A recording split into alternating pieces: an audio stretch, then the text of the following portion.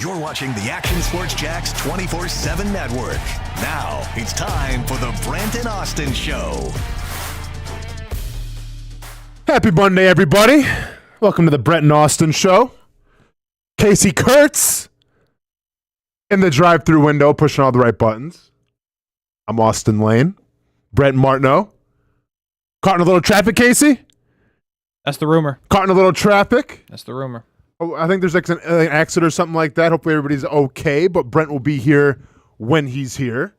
And since he's not here to start the show off, well, you know what I go, Casey, then, right? This is the Action Sports Jacks 24/7 network pop culture hour. Okay. Until Brent shows face. You know what I'm saying? Yeah, I like it. Saw a couple movies over the weekend. Really? Saw Sinners. Oh. Okay, I'm intrigued. Fantastic movie. Have you seen it yet? No, but I actually have considered going to see it, and I'm not a moviegoer. Yeah. Casey, I mean, if you're into music, if you're into, a stylistic kind of period film, then yeah, this is the movie for you. Plenty of action, plenty of great dialogue, plenty of just, I've heard about the dialogue now. Suspense. Well, and let's get into this real quick, and then we'll pivot. Okay. I'm a little out of focus, Casey. I mean, it's okay. I'm working we're on back it. now. We're good. So, I'm not good at this. when you think about Josh Allen, you think about a guy who is on top of the world. Like, didn't win a Super Bowl, but Close. won the MVP, right? Yeah, Riding high, for sure. married to a very beautiful woman in Haley Steinfeld. They're Absolutely. they're almost like Buffalo's power couple. They are. They're the only power couple in the history of Buffalo. Please They are continue. Buffalo's power couple, yes, because, Buffalo. Buffalo. Now, not going to give any spoilers away or anything, but Yeah, please don't. Haley Steinfeld, is it Seinfeld or Steinfeld? Stein with it. Yeah, you have it right. Haley Steinfeld, there's some raunchy parts of that movie. Really? Without giving too much away. We've all seen the one clip. It's You've over all the seen the internet. one clip, but you haven't seen the other clip, which I feel like should have been the one that was clipped. Whoa! What is that? Bro, I'm so annoyed by this. Oh, no, man, that's perfect timing. Now, Where did that even come from? I'm not going to, get into it what it was, but I'm just saying, hey, Casey, you're married, yeah? Yeah, still. Okay, still, congratulations. Thank you. If there was, a very provocative, very, a sexual scene, Yeah. would you be cool with it? Because here's what I'm thinking. I'm I'm if thinking, Amanda yeah. was Haley Steinfeld, you're saying? Yeah, because I'm thinking, okay, so maybe Josh Allen, and I get he's been very supportive, as you should, because, your wife's an actress. That's what you sign up for. Absolutely. But, I picture him going to the movie, with, his teammates and everything. Yeah, man, let's go support Haley. Yeah, she's the queen of Buffalo. Cool, let's do it. And then you're sitting there about, I don't know, Yeah. 50 to 52 minutes into the movie, and the scene goes down, and now if I'm Josh Allen, I'm just like, did you have to put it in? Did you have to have that scene in the movie? Because I felt like the movie would have been just great without it as well. You're saying it didn't help the plot at all. Nope. It just was there. Yep.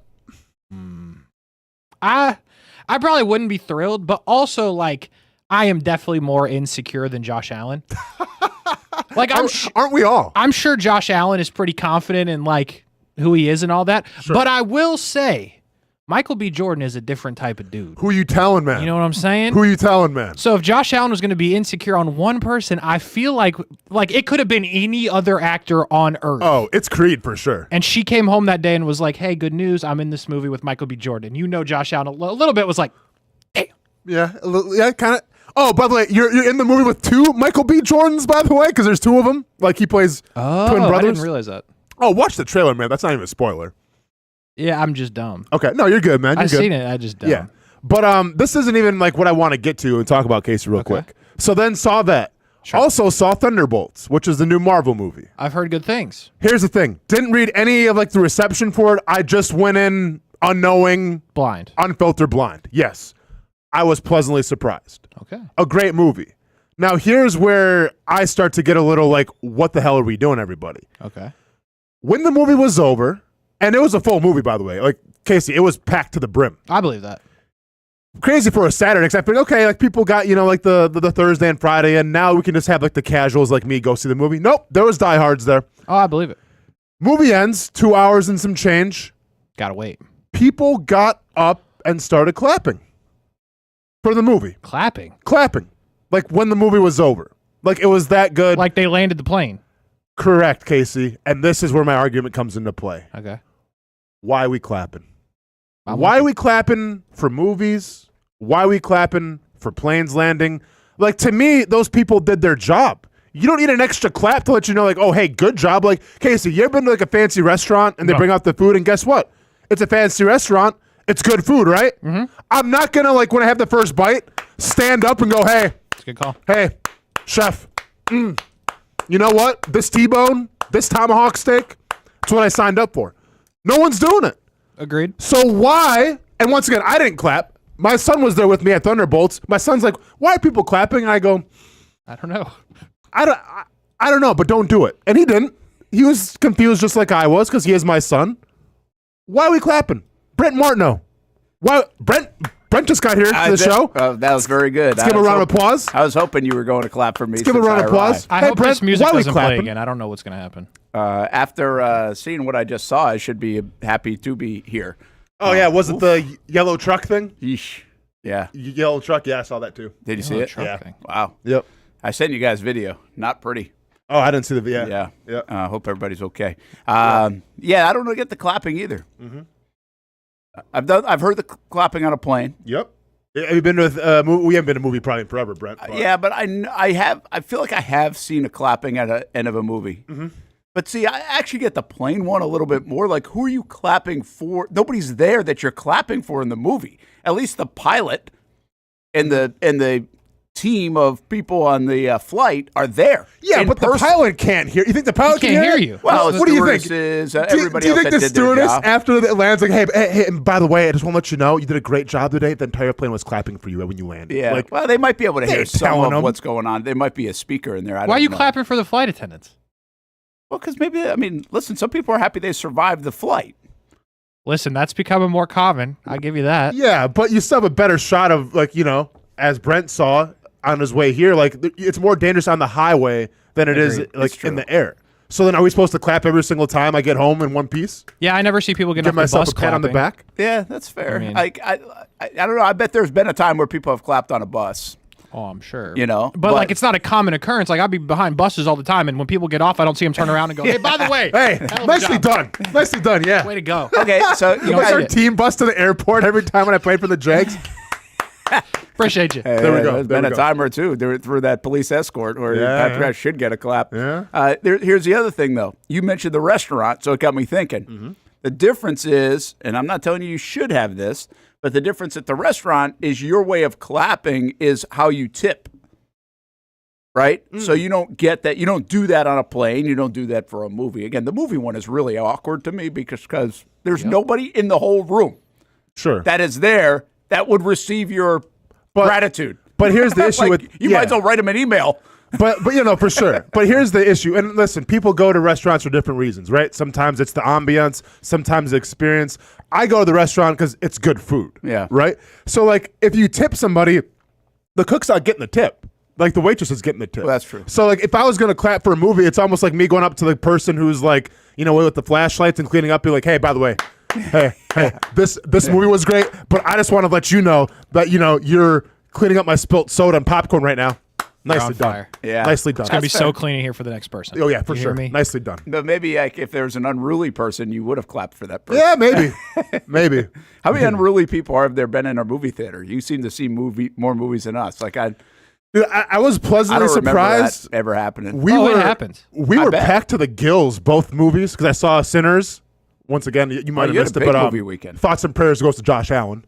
And I was then, listening a little bit. Okay, yeah, thoughts and prayers for sure. And then I saw Thunderbolts as well. So two highly, I guess, acclaimed movies, and the movies were packed to the gills. No issues. No one was getting crazy. No one was hooting and hollering. It was a good movie experience set aside from the clapping at the end Did of you Thunderbolts. get the Lilo and Stitch popcorn bucket? Did not get the Lilo I saw and that Stitch video. popcorn.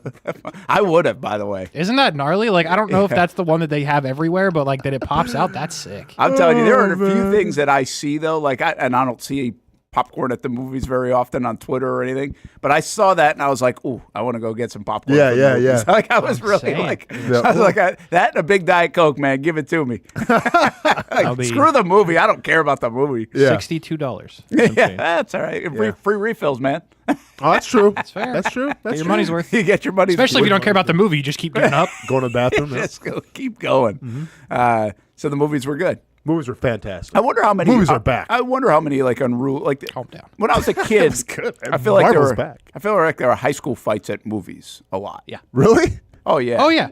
Yeah. I'm with High Brent on that. school fights? Oh yeah, dude. Listen. Let me tell you something about Palmetto, Florida. All right. Okay. Not a lot to do. People used to go to the DeSoto Mall to fight each other.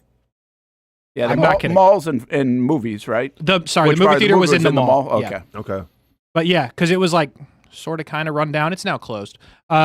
But yeah, people used to go to that movie theater because no one paid attention and just straight fight. Really? Yeah. Yep. Huh. Hallway. Well, you can't get suspended there, I guess. Fun fact about that mall, real quick. It got shut down for the most part because this is real. One of the vendors in the mall was on Al Qaeda's like top 10 wanted list. Wow. And what? They're just like selling like fans or something? Like Pretzels. I'm not kidding. This is real life. Selling pretzels. He Wow. like went to a different country and like disobeyed some of the like religious belief rules or something, Sure. and he's like wanted. So, it but was like, kind of terrifying going there every time because you're like, Is this the day? wait, do we know, Casey? Did he try like defect and just live a normal life, or was he still like very much involved in that whole thing? You know what I'm saying? Like, was he part wasn't- of? He was not hiding the situation. Okay, If that gotcha. answers the question, yeah. But isn't that wild? Pretzels. Yeah. Yeah, man. Because I thought that was a joke at first, but he was like very much like in on the bit, and I was like, holy crap. Hey, Aunt Annie's pretzel. Let's bet these people a little bit, maybe, or whoever he was working for. Yeah, it was Probably Aunt Annie. Or they didn't have a lot of pretzel spots. Yeah, it actually wasn't at Aunt Annie's because I used to work there, but Oh, you worked at Aunt Annie's? yeah, big time. That was my first job. Man, how could you not just like eat all the cinnamon? I was gonna ask. So Casey, Because like, I had to make them, bro. yeah, I was gonna ask you. Did it ruin your Because listen, pretzels. Come on, legit, right? Delicious. The pretzels. Did were working decent. at Aunt Annie's ruin pretzels for you? Yeah, I mean, Dang. definitely. Like, here's the thing: there's not a lot of gross. There is some gross stuff, but there's not a lot of gross stuff that happens. But like, like when you first start, you'd be like, "Oh, I got to eat the pretzels." So Yeah, you'd yeah. have some pretzels. But then it got to a point where like our manager wasn't paying attention ever. We used to make other stuff with the dough. So like, you move on from pretzels, and we would make like these cake, pizza, convoluted things. It was dope. But I have not had a pretzel since I worked there in Yeah, I can junior see year that. of high school. I can see can't. that. Pretzels are pretzels, man. Yeah. Brent, I played for the Jags for 3 years. Didn't ruin my experience. I'm still a Jaguars fan. Yeah, but how many of those hot dogs did you have? Well, yeah, I mean, I had a couple hot dogs. I'm just saying, man. Like, hey, the times in Jacksonville weren't the best, but Yeah, I'm still down. I could see why people like if they work wherever they work. It doesn't have to be anywhere really, and then they'd be like, "Yeah, I'm not really hungry for that anymore." Huh? I don't. Yeah, it's just a I don't lot. think I've worked at a food place, other than like Stop and Shop, which was a grocery store, but that's Yeah. different. People would come in and be like, "Oh, I just want to smell what it smells like in here." I'm like, "It smells like I want to throw up." After like, Dang, the so you third got or tired fourth of week. it. Yeah, It's just it's like, I mean, think about that: 8 hours a day, 5 days a week. yeah, I get That's it. a lot of pretzels. Man, That wasn't a part-time job for you.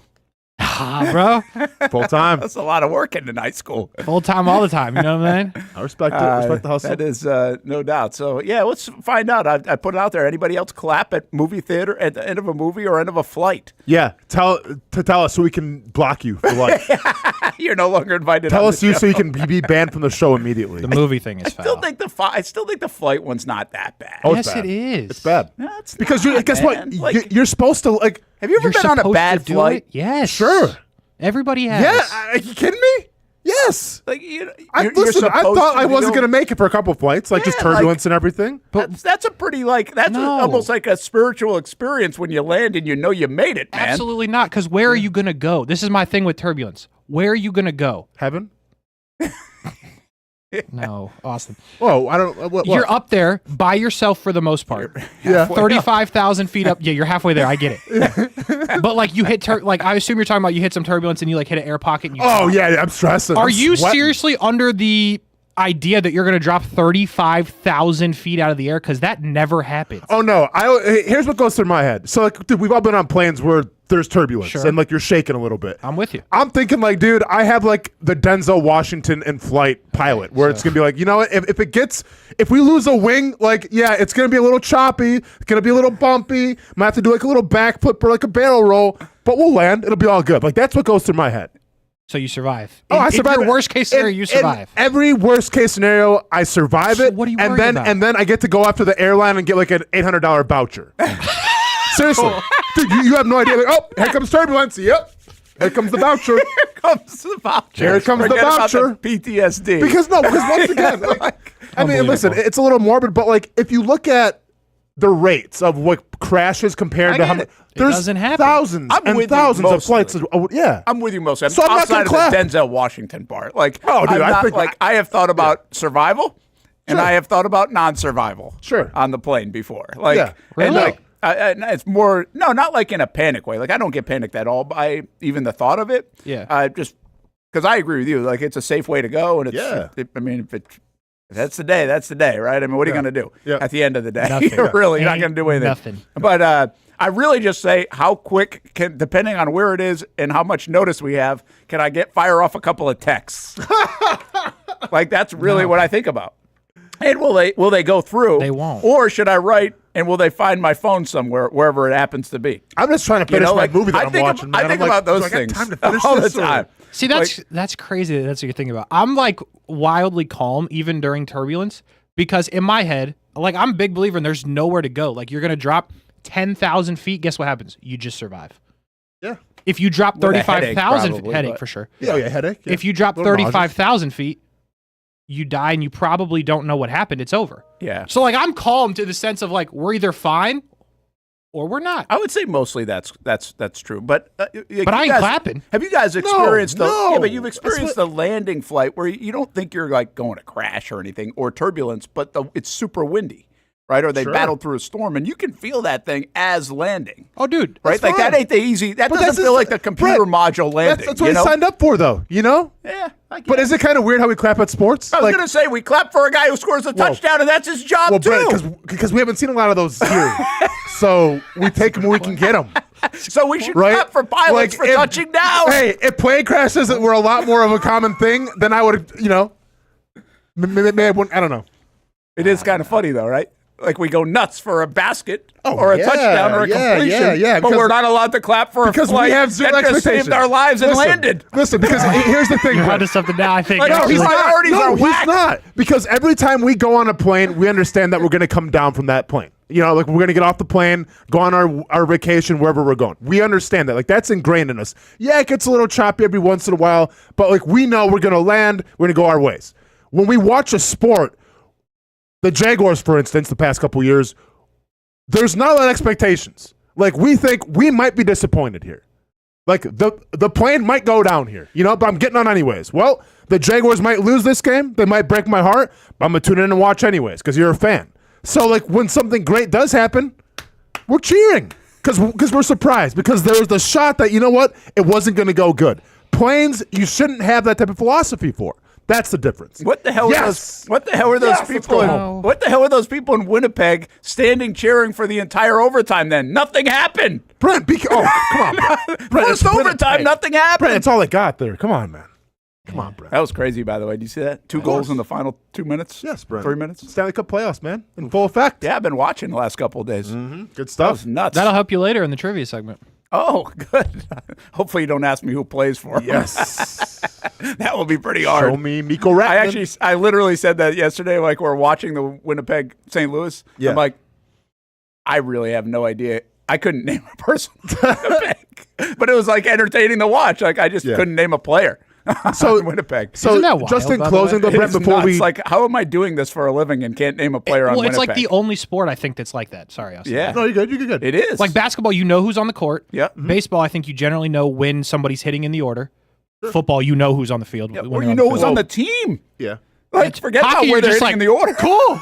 They're doing it, all of them. Because players are shifting and coming off the bench and getting on. I mean, it's just. And plus, you can't it's a lot to pronounce any follow. of their names most of Unless the it's time. Ryan Nielsen running defense, but like usually, like you know who's going to be out there.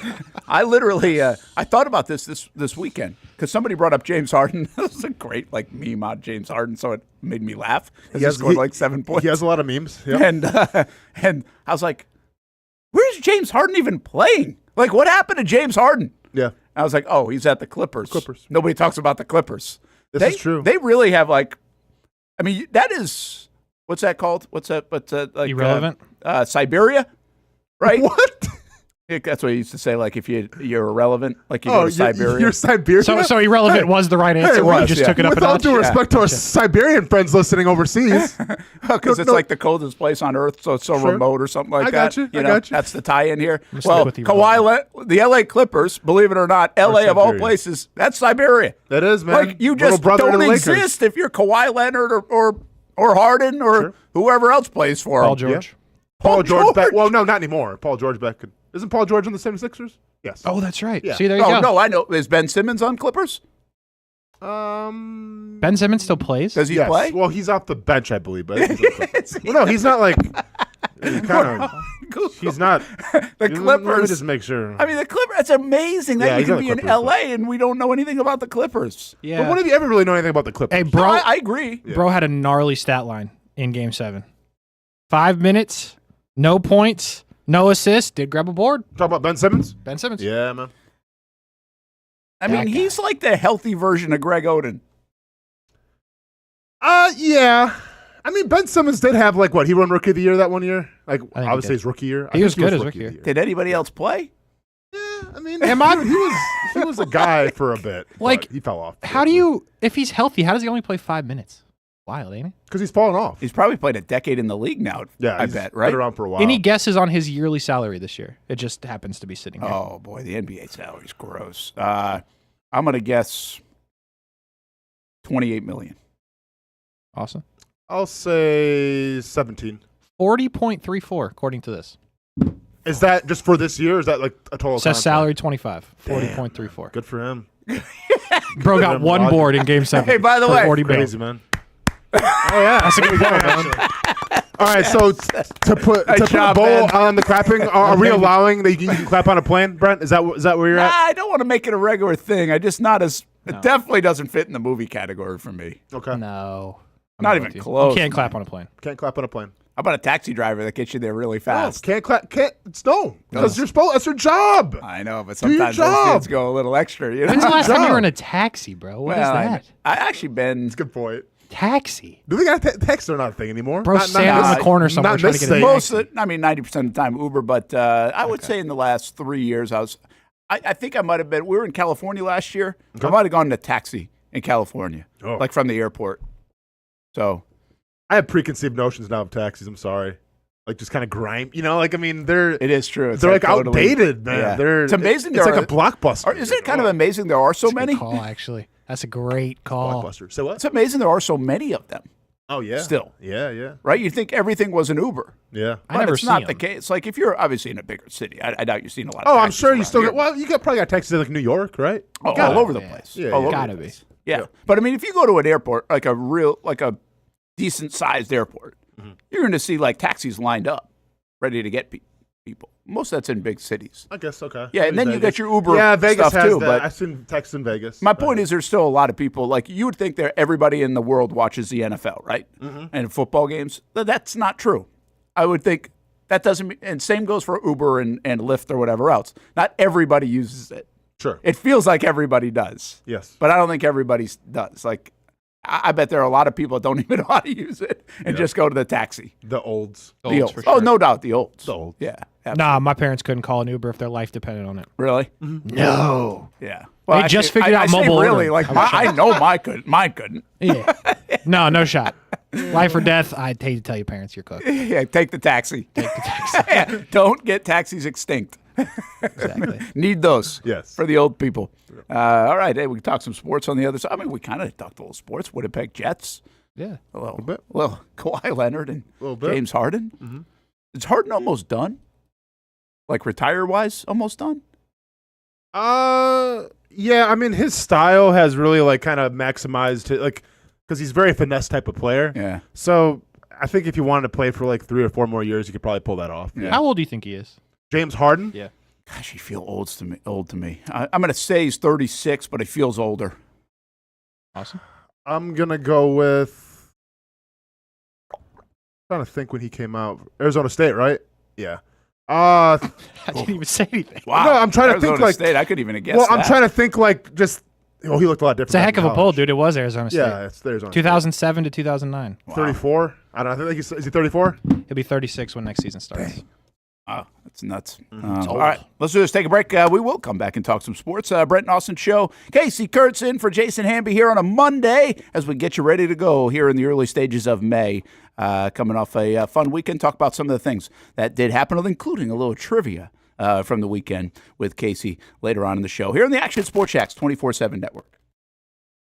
When it's time to get a new car for anyone in your family, just remember, nobody but Nimnick, the #1 Buick GMC dealer in Jacksonville. Get the latest price breaks on 2023 and 2024 models or the newest 2025 vehicles in the showroom on Phillips Highway or shop online at nimnickbuickgmc.com 24 hours a day. GMC Sierras, Yukons, and the redesigned Acadias, or get the all-new redesigned line with Buicks. It's nobody but Nimnick, and part of the reason why is this is a first-class buying experience here at Nimnick Buick GMC. You're not just a customer, you're a friend. This is about getting a vehicle that best fits you and getting you on the road, and also helping you and your family down the road.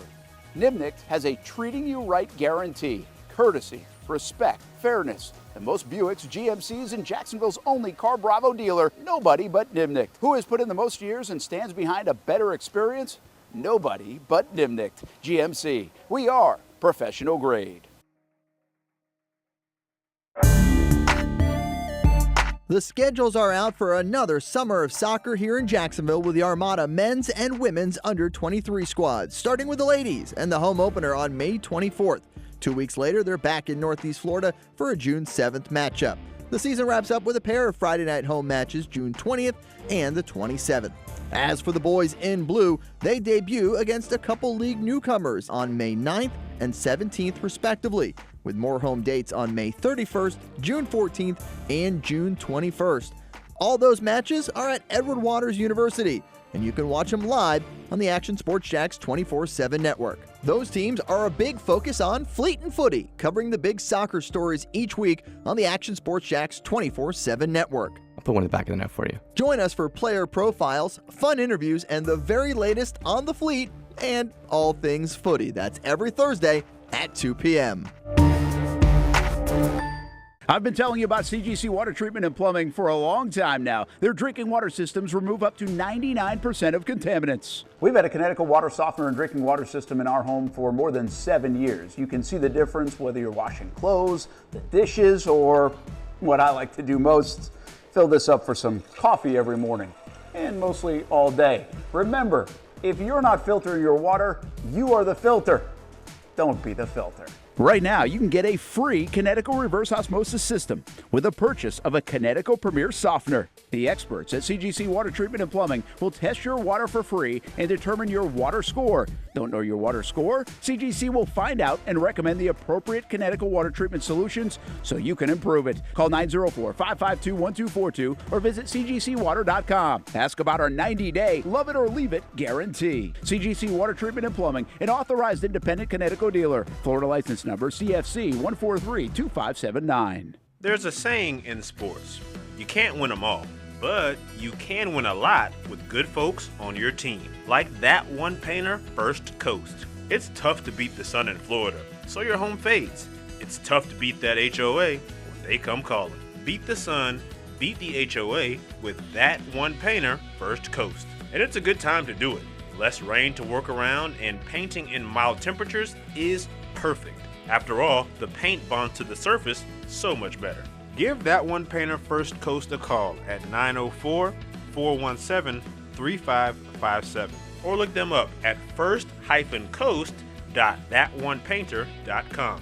Fast estimate, guidance on color and HOA requirements, and the highest quality job you'll find anywhere. Be a big winner in your neighborhood with that one painter First Coast on your team.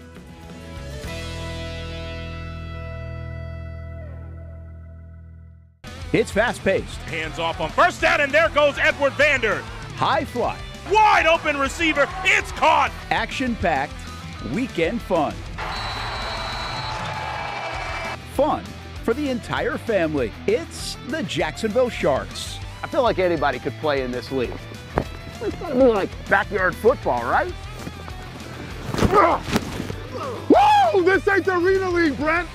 This the indoor league, and they play defense here. It's a lot safer to just watch the professionals play. And watching is a lot of fun. A party in the stands at the arena for kids and adults. And it's indoors. Get out of the heat for the summer and watch the Sharks shine inside.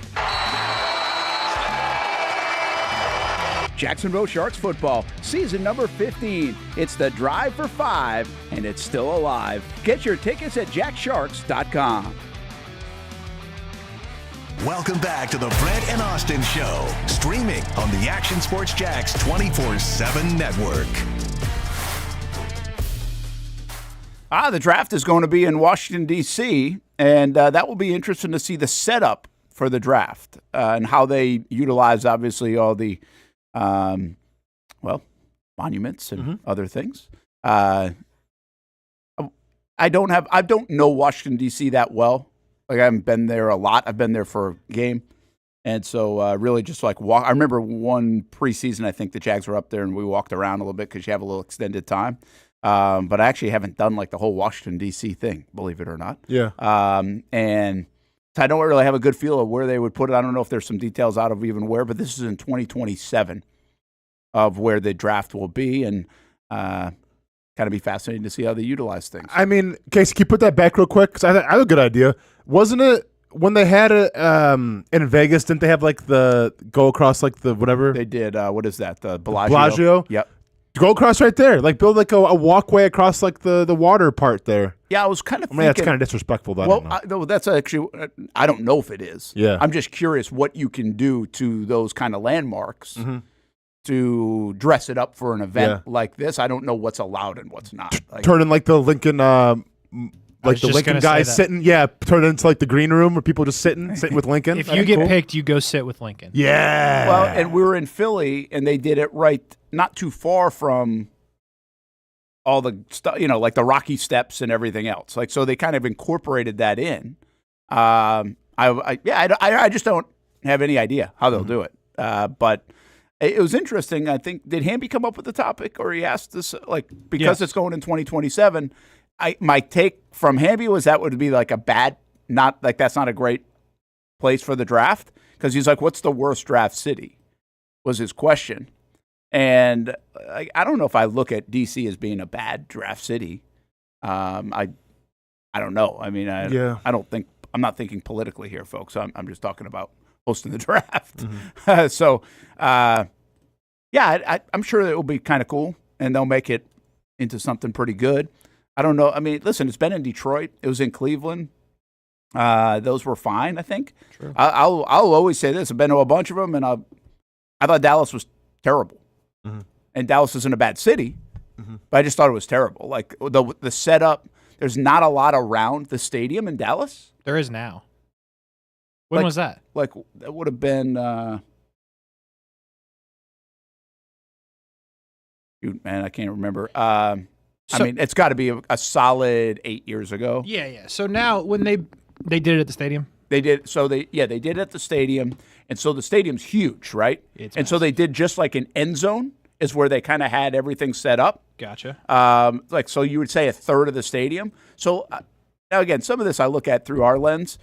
Getting to like the stuff took forever because of where you get like dropped off your access. Like, you have to walk around the whole dang thing, and then on the outside, like the day before, it was good for the NFL Play 60 stuff because they've got fields.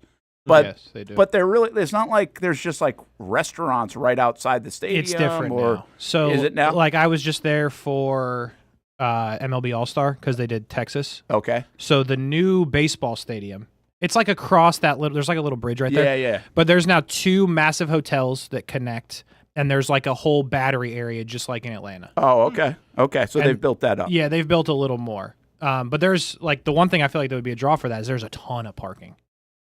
in Dallas. Yeah. Well, and here's the thing about Dallas, which makes it tricky. I'm not like hammering them. I'm just saying I thought it was the worst one that we've gone to. We've been to a lot of them, from Nashville to Philly to New York to Chicago, and Stewart's been to a couple other ones. And I just didn't think everything was right there, and that's a little bit of the problem with Dallas. It's like 4 cities in one, right? From Arlington to Frisco to, and I don't even know Dallas very well, but like, it's not all right there. Like, when I went to Dallas for the first time, I was like, oh, cool. Like, I'll go to all the historic places. It's like, oh, no, it's like 40 minutes away.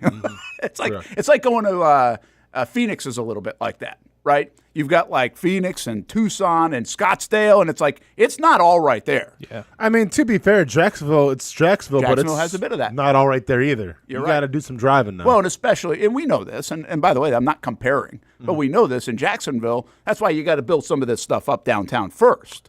Sure, But even when you build it up, you can get to the beach from the stadium, from downtown, in like 20 minutes. Yeah. I mean, you can stay in between. You On know a what normal I mean? day. Or you can stay downtown. Yeah, But it's not I'm like, pushing like 35, 40 usually. is it that long? What, to get from like my house down to the stadium? Oh, You know, really? like- yeah. Okay. Yeah. So, I mean, maybe you got to, that's why you got to build up downtown. Yes. I mean, like, listen, Nashville was good, and it's on one street. I mean, it's one street. It's not like it's got this. You need so much. You really just need an area to really have a good party and make it, but everything's got to be walkable and stuff. And that's where Jacksonville will do well once everything's built up a bit more. I mean, they'll have the hotels. You can walk out everywhere in Jacksonville. And the Flex Field, the Miller Electric, and the stadium right there is going to be great to house everything, whether it's from a fan experience or even, like, selfishly, a coverage standpoint. I think it'll be a great location for it. But, yeah, Dallas, I don't know. I honestly felt Dallas was just too big. That was my takeaway. The stadium and the place was too big for something. I didn't feel that way about Philly. But because Philly's like all in Philly. Yeah. Philly's so condensed. I mean, it's huge, but in that area, it's like there's a ton right there, right? Yeah. Chicago, same way. Chicago was like walkable to everything. And obviously New York's that way too. But Dallas just does not have that feel as a bigger city like those kind of cities to me. But maybe that's changed a little bit. It's a little better. Yeah. You're still not, you're not in the Chicago, Philly ballpark. Yeah, because Six Flags is right there too, right? Isn't that kind of in that area? Yeah, but you're not walking there. No, because that's over like main highways and stuff. It Yes. looks close. It does look but very it's close. not like a walkable thing. Correct. Yeah. But it is right there. All right. So I guess we didn't answer the question. Like, how far is the draft going to go someday? Like, will it go to London? Will that become an international thing? Probably. Yeah, I mean, it's an opportunity for the NFL to make money. I'm sure it'll become an international thing. I'm sure it'll be like, they'll put it in different, like, they might just do like different cities all in one. Like, there'll be some guys over here, some guys over there. Yeah. For like one. Like, kind of a combo NFL deal? International, draft weekend. I'm trying to think of the most outside the box. Like, Vegas is a good vacation spot. Yep. Right? To have and that would probably quantify. I guess Nashville, a little bit of a vacation spot. Times Square would be dope. They just had a boxing match there. Well, I mean, it kind of was there. Oh, really? I mean, New York City. But no, it he's was in saying like Radio outside. City. Yeah, but No, he's saying like no, outside. I'm talking Times about, Square, like in the middle of the city. I'm talking about like New Year's Eve type. Yeah. They just had a Closed giant roads. boxing event that took place over the weekend Yeah. in Times Square. Oh, yeah. That's what. Is that what that was right in Times Square? Yep. How'd it go? Ryan Garcia cried. It was horrible. You know what, Brent? It couldn't have been any worse for the sport of boxing, to tell you the truth. Oh, really? Yep. Why didn't I see that? I actually I think I saw McAfee from there or something. Okay. And I was like wondering what was going on. So that was the actual boxing was in Times Square. Yes. And boxing took some hits. So what do you mean by that? Nice. Huh? Why? Give us more. Because they were horrible matches. It was a lot of highly touted names, and then actually Canelo, I believe, fought yesterday as well. So this is on Friday. They fought in Times Square. And then Canelo had his own separate event on Saturday. And all those boxing matches were rough. They were horrible. Like, they just weren't entertaining. I bet Times Square could be an option for the NFL to go back to New York someday. And they're big enough to maybe make that happen, right? Definitely. I mean, that's going to be a huge. If boxing was able to make it happen, the NFL can make it happen. Oh, yeah, Easy. for sure. If they want to. Give them all Planet Fitness hats and let them do the dance around like they do on New Year's. And I'll tell you this, though, I thought it was cool. I thought the Super Bowl in New York was pretty cool. So, like, when they did that whole setup around Times Square and other things, like, they were able to pull that off in my estimation. Yep. So I think they could do something like the draft over a few days. Now, maybe the few days part is the tricky part. Can you do, it's not just a day. It's a few days. Maybe that becomes a little problematic in New York City. It'll be on the moon one day, don't worry. Or like on Mars. Like they'll do it from space one time. That'd be something. Yep. Yo, they should do a pick from space. Yep, and then Roger Goodell's going to come out and say, I can't hear you booing in space, something like that. Like, obviously, they're going to tie into that whole thing. Now you're cooking. We're basically writing the script ourselves, Casey. I like this. I was thinking this. Like, what, how, like, Disney owns, or all the cruise lines own, like, an island? Yeah. Like, what if, like, the NFL, like, did the draft from an island?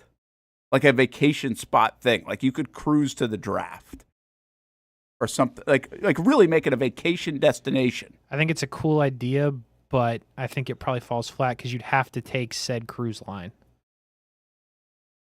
Yeah, because you're partnering up with them. Yeah, yeah, and only certain. And then I feel like that's got to be expensive, and I feel like that rules out people. Like I feel like but the you Green have to Bay rule out people aren't people, doing right? that. You know what I mean? Yeah. But you got to rule out people because you can't have everybody. Like there's a maximum capacity somewhere in here, right?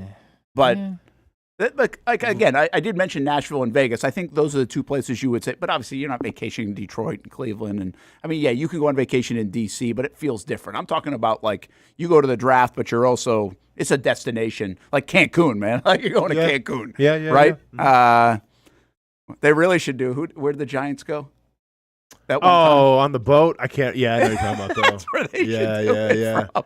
That was start the downfall right there. That was the beginning of the end for Odell. That picture, and the boys. That picture, they haven't been the same since. Yeah. So anyway, it'll be interesting to see where there's so many places in the States a draft can go, obviously, without doing that. And I don't know if the London stuff works. Remember, we've had picks from Jacksonville from London, so they've incorporated it. I think they had one this year. Oh, did we do that again this year? Pretty sure. Okay, so they do that annually now. And, I could see Toronto. Okay, yeah. I feel like London actually makes a lot of sense. Toronto, though, Brent, you think? Well, Toronto's it's not hard to get to. It feels like it's so much harder to get to London than Toronto, isn't it? See, but I also think the draft's only as good as if you can attract players to come to it. And yeah, maybe you make it worth their while and you give them a little under the table, but like would players want to fly to Toronto to go to the draft? I kind of feel like players didn't really want to go to Green Bay. And like that's like a historic football city. There's got to be stuff to do in Toronto. Oh yeah, there definitely is. I think actually like that class of people, like I feel like love Toronto. I mean, I've seen because of Drake. Are you thinking strictly because of Drake? No, I'm actually thinking of. I feel like there are a couple of them. Who was the guy? I'm not saying this guy's like everybody, but I know who was Audric. Like Audric was a guy that loved. I remember talking like. And I think when I was having some conversations with him about it, he said, yeah, there are a lot of guys that go up there and vacation there or have a place there. I'm even thinking, like, I've just heard of Toronto in a lot of different ways. Like, even Shad. Shad's got, like, I think he owns part of that Four Seasons up there in Toronto. Okay. I mean, Toronto's a huge city now, and it's grown a ton over the last, decade and a half. So I've never been, so I don't know how. I've been. But I feel like it's not just a Drake thing.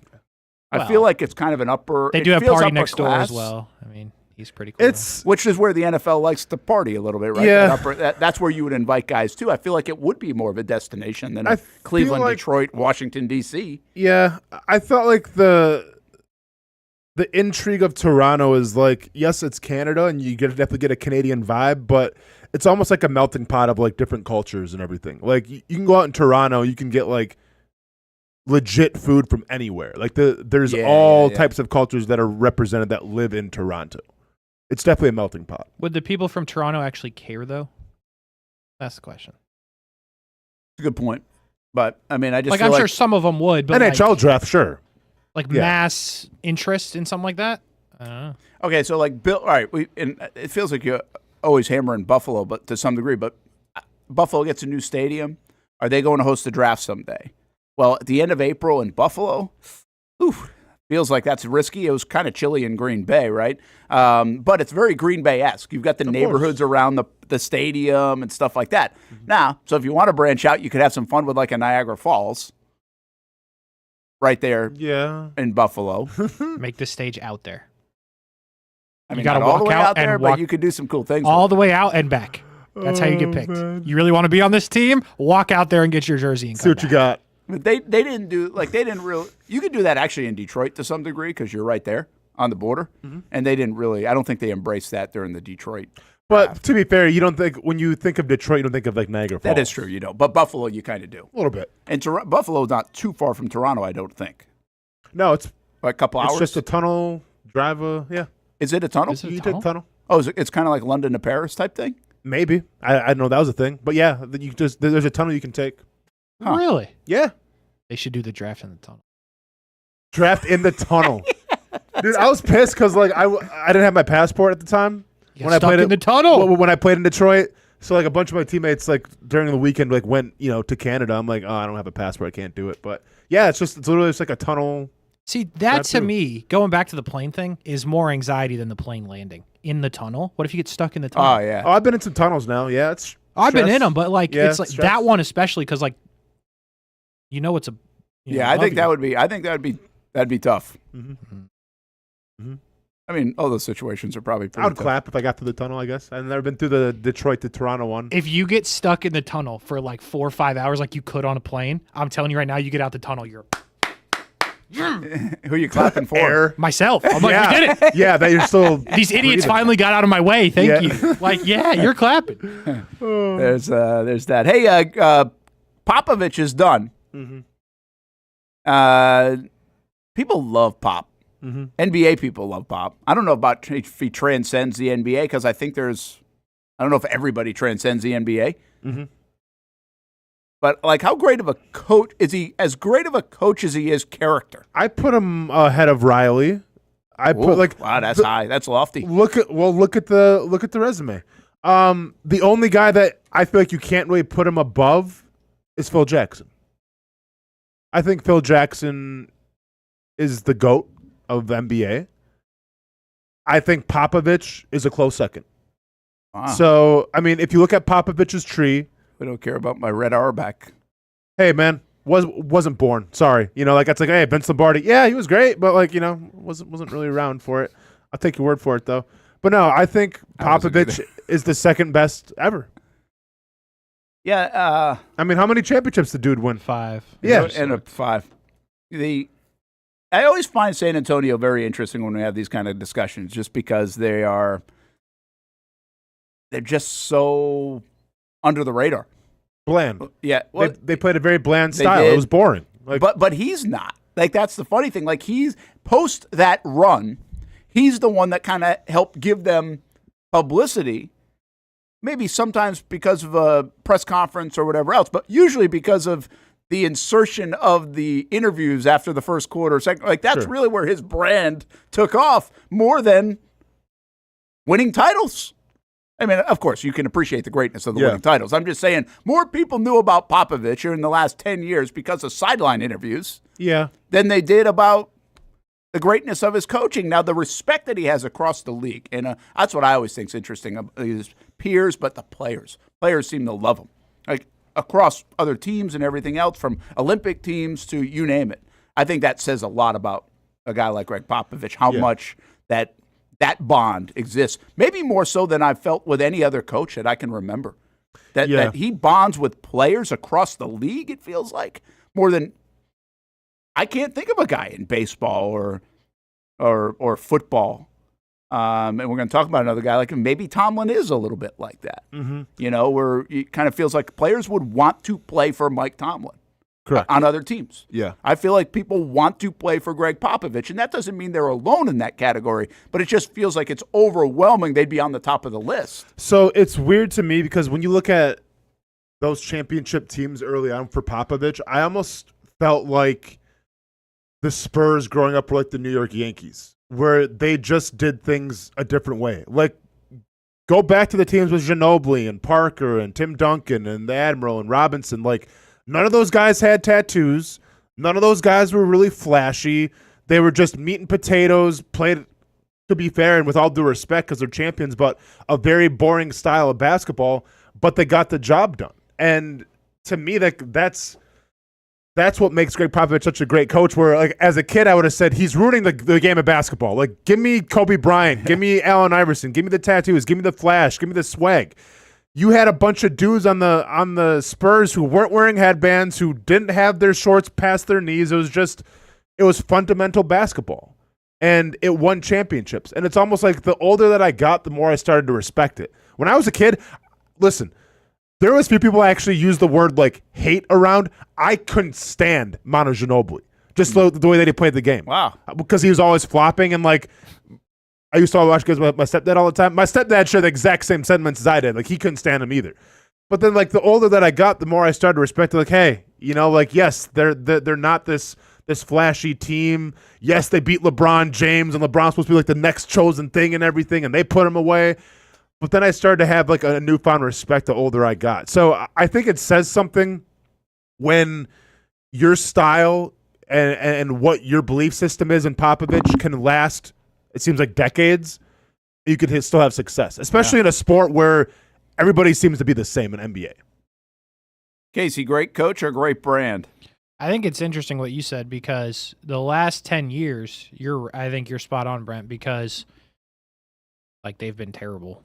They won in, 14? So literally, since like 15 to now, they've been bad. And really, the moments you get from the Spurs outside of drafting Wembanyama were literally Popovich saying something kind of random. So, yeah, I think that part's spot on. So I think the recency bias doesn't help Popovich, but like, bro's goated. I think the Riley thing is interesting because they almost have like the exact same numbers, if you will. Like they both won 5 championships. Okay. They were both coach of the year, if you care about this, 3 times.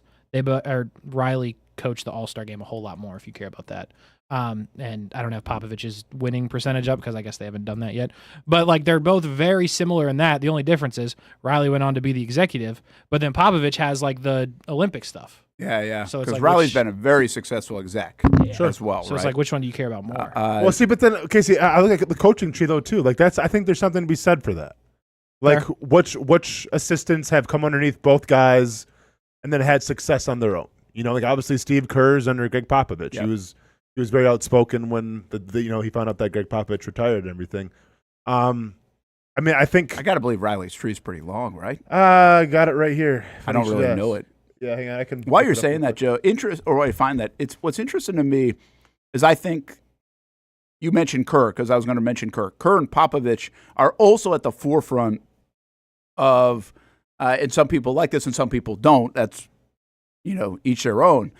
At the forefront of social issues, right, or sometimes political issues, or they've been very outspoken.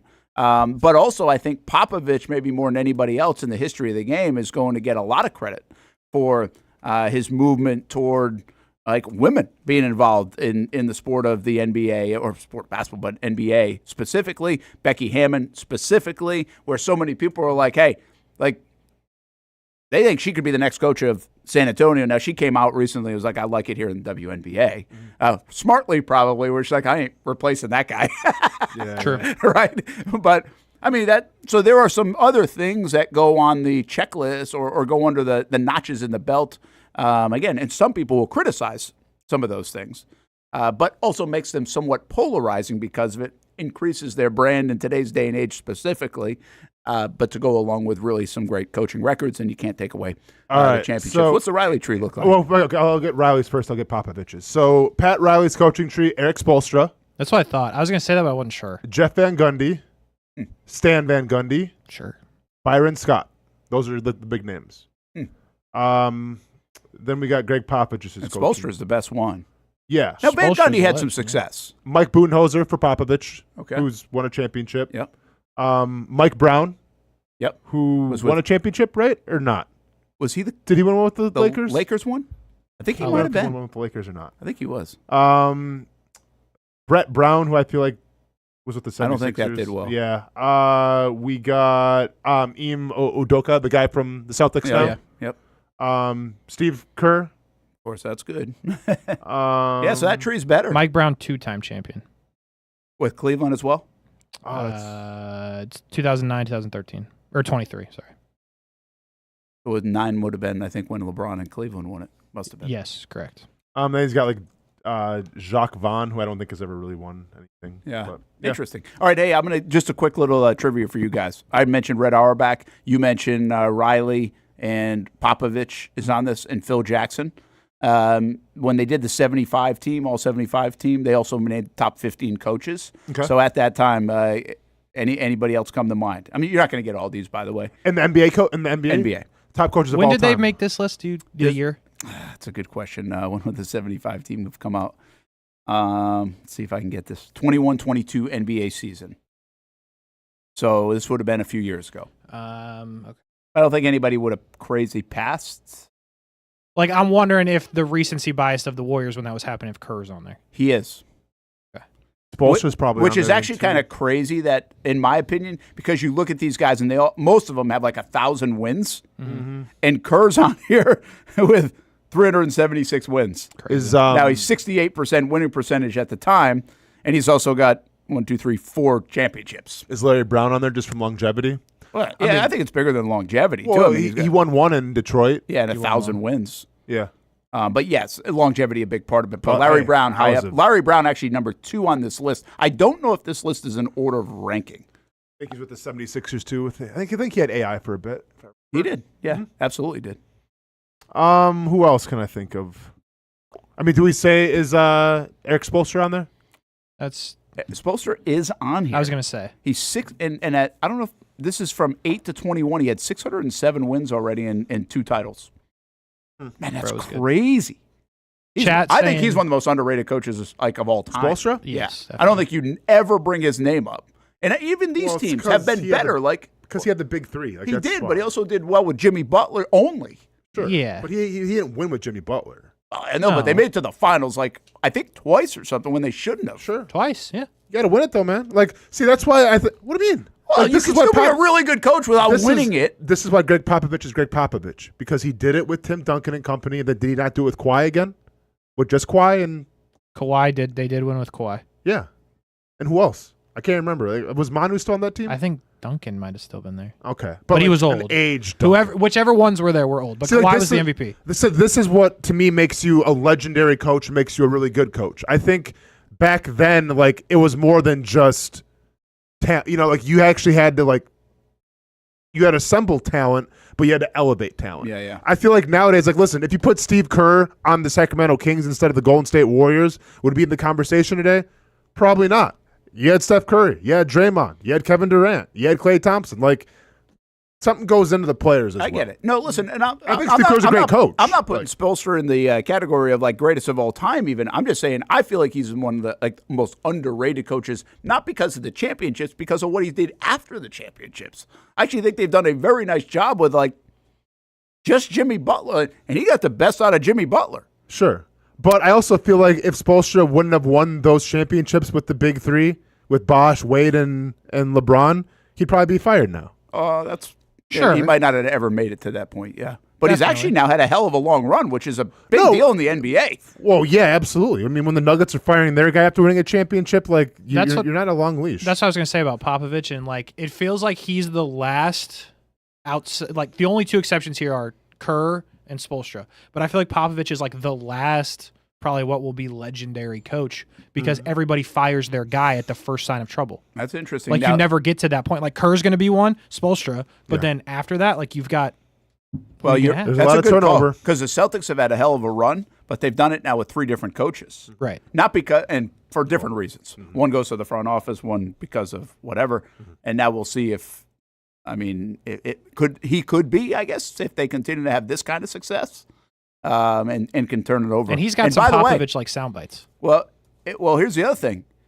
Brad Stevens, in my opinion, is like Pat Riley light. He's made the executive transition and done a hell of a job in that role. Hell of a job. Riley's got Well, I said 89, light, you know. very light. I get I mean, super and light. by the way, he's still 45. It's almost I Like wouldn't Brad even say Stevens. light, dog. I would It's say a- Coca-Cola and it's then a different Sam's soda. Cola. Yeah. It's a different complete It's the soda. store brand, dog. It's water and Pepsi. All right, who else you got? Who else you got on the list? There's more? Yeah, it was How top many is 15. So you got Spoelstra, you got Pat Riley, you got Popovich, you got Kerr, Phil Jackson, Larry Brown, good call, Red Auerbach. Chat saying Don Nelson. Good call on Don Nelson. I didn't think you guys would get Don Nelson. 1,335 wins. I didn't get Don Nelson. That'll be No, Glenn C. Appreciate no you. championships, by the way. Plus, that dude is an all-time sweater. Who did he coach? I'm sorry. Coach your Milwaukee Bucks for 10 years. Oh! right about the time you were born. Okay, well, Golden State, there you go. the Knicks, and the Mavs for like 97 to 2005. Is Doc Rivers You on remember, there? like he wore like a tie and he'd Easy, sweat Casey. through like the blade. He was like his hair was all over the place. Okay. He was like Is Doc Rivers on? I'll Doc Rivers is on it. Told you. get him out. Told you. You want to talk about He's got overrated? a championship, Magic, Celtics, Clippers, 76ers, 992 wins. And again, I think this was as of like 2021. Now he's terrible. He's losing his legacy a little bit. Would He only- you He's say? lost it. He just has the one championship, right? Yeah, with the Celtics. That's wild. He gets gassed up like crazy. I know. And if anything, if you want to talk about big three championships, I mean, that's one that. Yep. What did he really do? Put it in cruise control. Set it and forget it. Yeah. You're good. Hey, That's fair. Hey, KG, you got it. That was kind of the return of the Celtics in 08, though, right? I think that was their first one in Yeah. a long time. Who's the dude that was with Dallas? That Carlisle. That's a good call. I like Rick it. And Carlisle? Indiana, but he's not on this list. He had a really good run at Indiana. He didn't win one. Okay. Who- Did he win it with Dallas? I don't think so. I can't remember who won it with Dallas with Dirk. Maybe he did win it. I'll check that. But I don't think that's on this list. Who coached like when the Celtics won all those titles? Good call. That's my guy growing up, man. Casey Jones.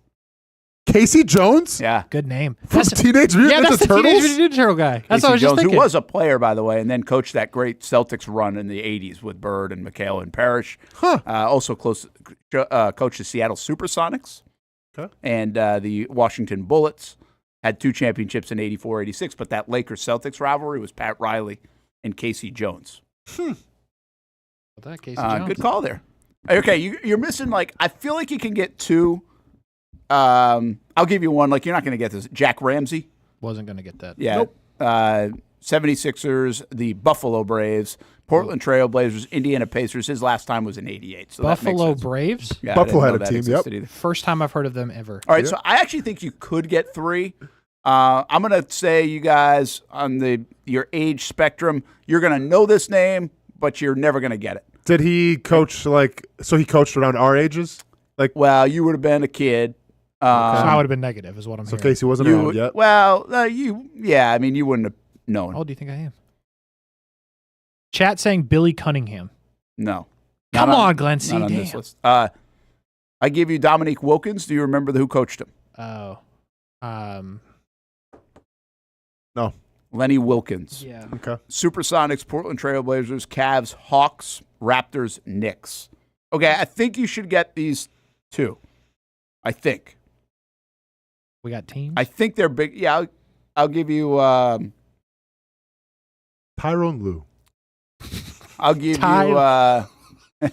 He rebounded well from the step-up. Karl Just the guy Malone that I remember. Oh. and John Stockton. Who was the coach of them? I can't remember. I was so focused on the Bulls, man. I had those Bulls goggles on. I didn't care about the Jazz. So funny. This guy fit like Utah. Dude had the Especially, suits, like, right? John Dude had like the Yeah, What is skinny bro's guy. name? what do you call him? Like the houndstooth? Like what did dude was wearing suits that Bear Bryant was wearing on hats. A little What bit.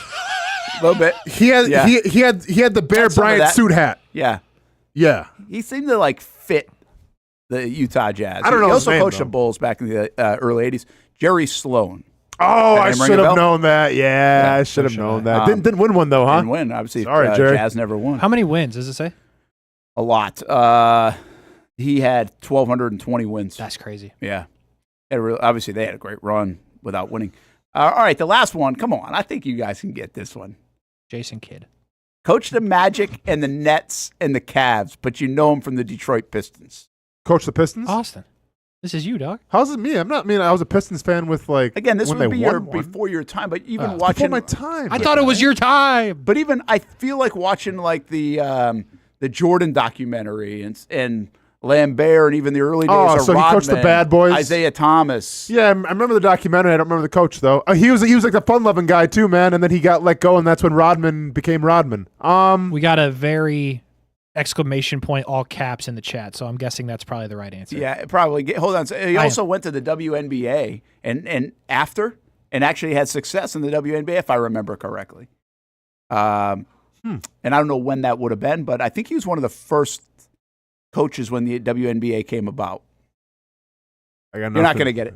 No. You're not gonna Chat get it. saying Chuck Daly. Yeah, Chuck Daly. Chuck Daly. Yeah, big part of those. Again, Yeah. that's like my heyday. Yeah, I so got it's you. like so it feels obvious to me. You are old, yeah. Yeah, but you guys know those Pistons teams. Sure. I'm That's- aware. you've I mean, seen them in I've seen documentaries. highlights of them. Yeah, yeah. So, by the way, I don't know how complete this. There's another name on here, Red Holzman, who his last game was in '82. That's going way back. I've heard of his name. I just Somebody don't did know. put that in the chat, but it was flying. Like I Oh, missed really? it. Oh yeah. Wow, Glenn that's- C's really Glenn on C one right knows now. stuff Yeah. about the hoops. Interesting. Yeah, it's an interesting list because this was again a few years ago, but to have like the Spoelstras and even Kerrs on this list feel, I mean, but it makes sense. It just feels a little like when you do an all-time They've list. won. Like I always say this when we do lists like this. It's weird when the current players are on the list to me, or current coaches, because it feels like when you do this, it's more like about the historical reference Sure. of everything, and so that means they're done. Yes. But like we have that in sports now. I mean, we're going to get that with like Ohtani or Judge or, I mean, you name it across the board. LeBron obviously is living proof of every historical stat. yeah, you got it with Right. Mahomes already. Like Mahomes is probably one of Mahomes the, is another one. you know, We did it top for 5 Brady, right? greatest quarterbacks For the last Of course. 6 years of Brady's career. Yep. It was already like that's an odd. It's weird. It's kind of almost like uncomfortable. It's like, wait, you can't put him there yet. He hasn't even retired. But we end up putting him there for I mean, good reason. it's literally every sport right now. Ovechkin, Yeah, like well, listen, Olympics, Michael Phelps. yeah. This goes back to what I say. I feel like, and I don't know if like you talk about olds now. I think you'd have. Oh, here we go. I What you got, old? Well, I always say this. I wish if I could, like, what era would you like to live in? You guys would probably say, I wish I could seen Jordan. Oh, I know, dude, I know this bit. I'm good in the 90s. Yeah. I had Jordan, I had Ken Griffey Jr., I had Wayne Gretzky, I had Tiger Woods in this. Like I'm good. Yeah. I had Tony Hawk, But- like changed the game of Tony extreme Hawk. sports. But beyond that, I'm good. pull. you've carried on into, and this is my whole point of it, Tom Brady, LeBron James, Kobe Bryant, Shaq. I mean, again, the list can go on and on. I mean, you can, Ovechkin, you would have seen Gretzky then, Sure. right? So, like, you take the 90s to now, which is not a long span, you're seeing the greatest of all-time athlete. And I always answered this question in case you probably knows it, but like with like the 40s and 50s in baseball, you know, Ted Williams, Joe DiMaggio, like I would have loved to see Bob Gibson pitch into the 60s. I just thought, man, that would have been awesome to see that wave of players.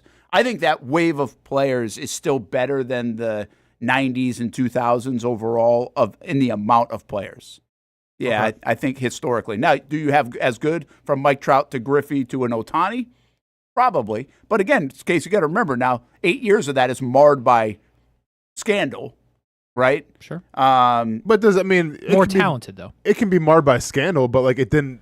It still had the effect on the game. It still had the influence on Oh, yeah. the game. Like that to me is why I think the 90s are king, because yeah, like you can make an argument for Ovechkin now, you can make an argument for LeBron James, but like their influence is still felt this day.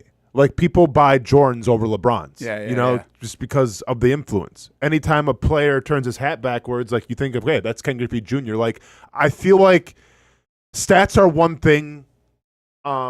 Trophies and accolades and MVPs, yeah, that's another thing as well. And we are in the history books, but like to me, the greatest thing is the influence of like what you meant to the game, and is it still felt to this day? And I think the guys from the '90s are still felt to this day.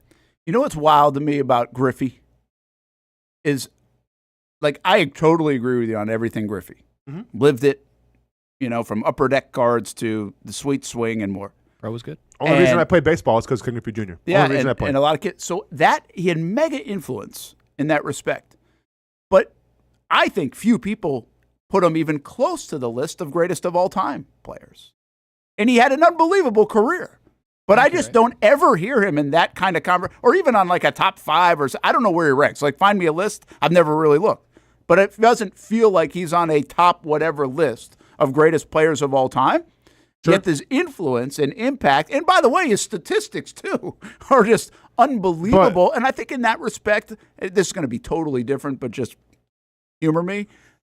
Like, I think Jackie Robinson, right? The impact he had on the sport of baseball doesn't necessarily align with like a greatest of all time. Sure. He's one of the greats, but I don't think anybody ever really has said, hey, Jackie Robinson, like top 5 all time. I don't think they have conversations like that. No, for sure. But with Griffey, like, listen, it's simple because he didn't win a championship. Like if you're trying to be considered one of the greatest, if not the greatest of all time, you have to back it up with championships. You have to go to the pinnacle of the sport in the biggest game, and you have to show out in that game. That's why Tom Brady's the GOAT. Not because Tom Brady was like revolutionary of how he played the game of football. Like throw on Tom Brady highlights. Like really throw him on. Did he ever really have plays where it's like, oh, no other quarterback can make that? Like not true. Really. Now Ken Griffey did. Sure. But Tom didn't really. Correct. Other But the than reason that why we damn call 3rd and Tom the 17th GOAT run. is because, well, look at how many Super Bowl rings he has. Yeah. That's a really good point on Tom. Griffey doesn't have that. No, you're right. Tom's highlight reel is kind of boring.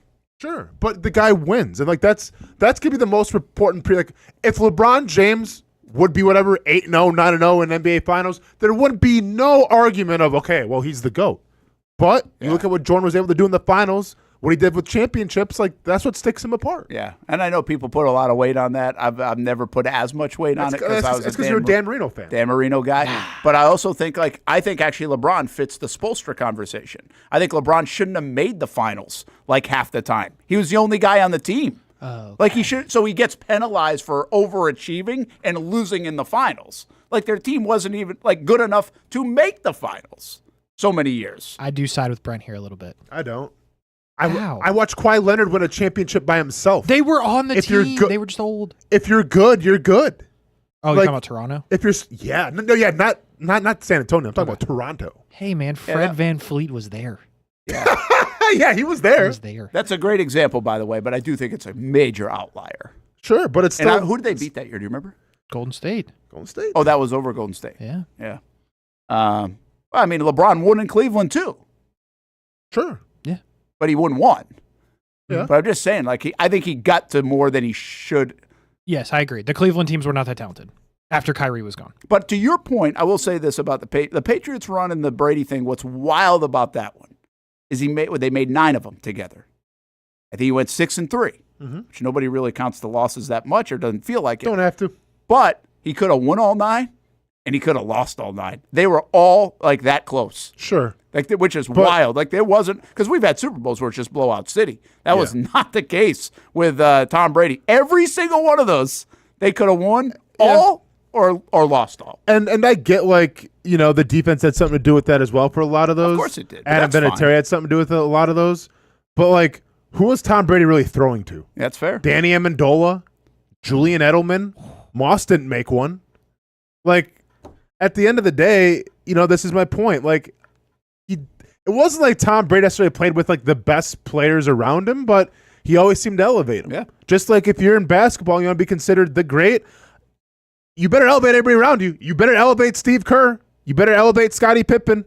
You better elevate Dennis Rodman. Like, that's why Jordan's the GOAT.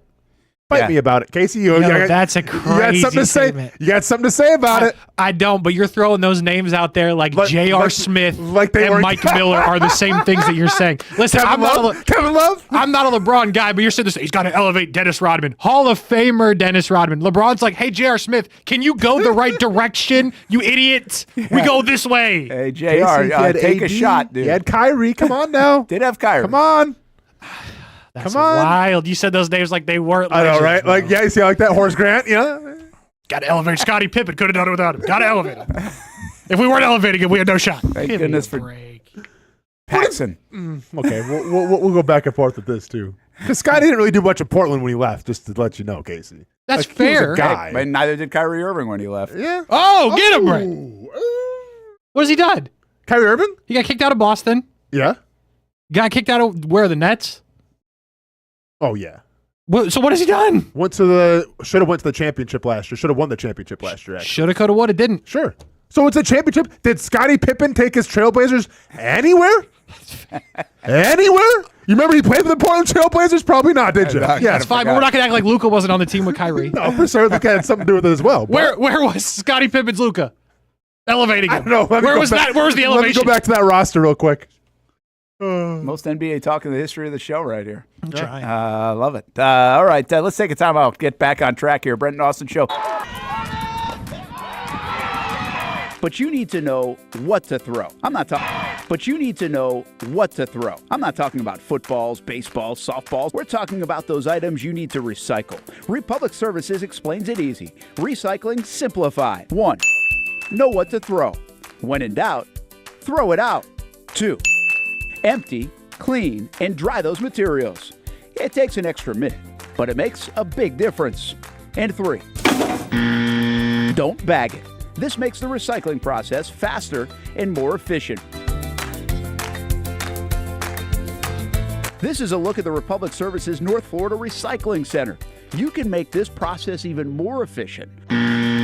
By utilizing those 3 steps, Republic Services can help you become a better recycler in your home. Learn more at recyclingsimplified.com. For the game day hustle and every day in between, juggling my show Jag Social to going under the Friday night lights and a social life, it's a daily tournament. But this ride, MVP status.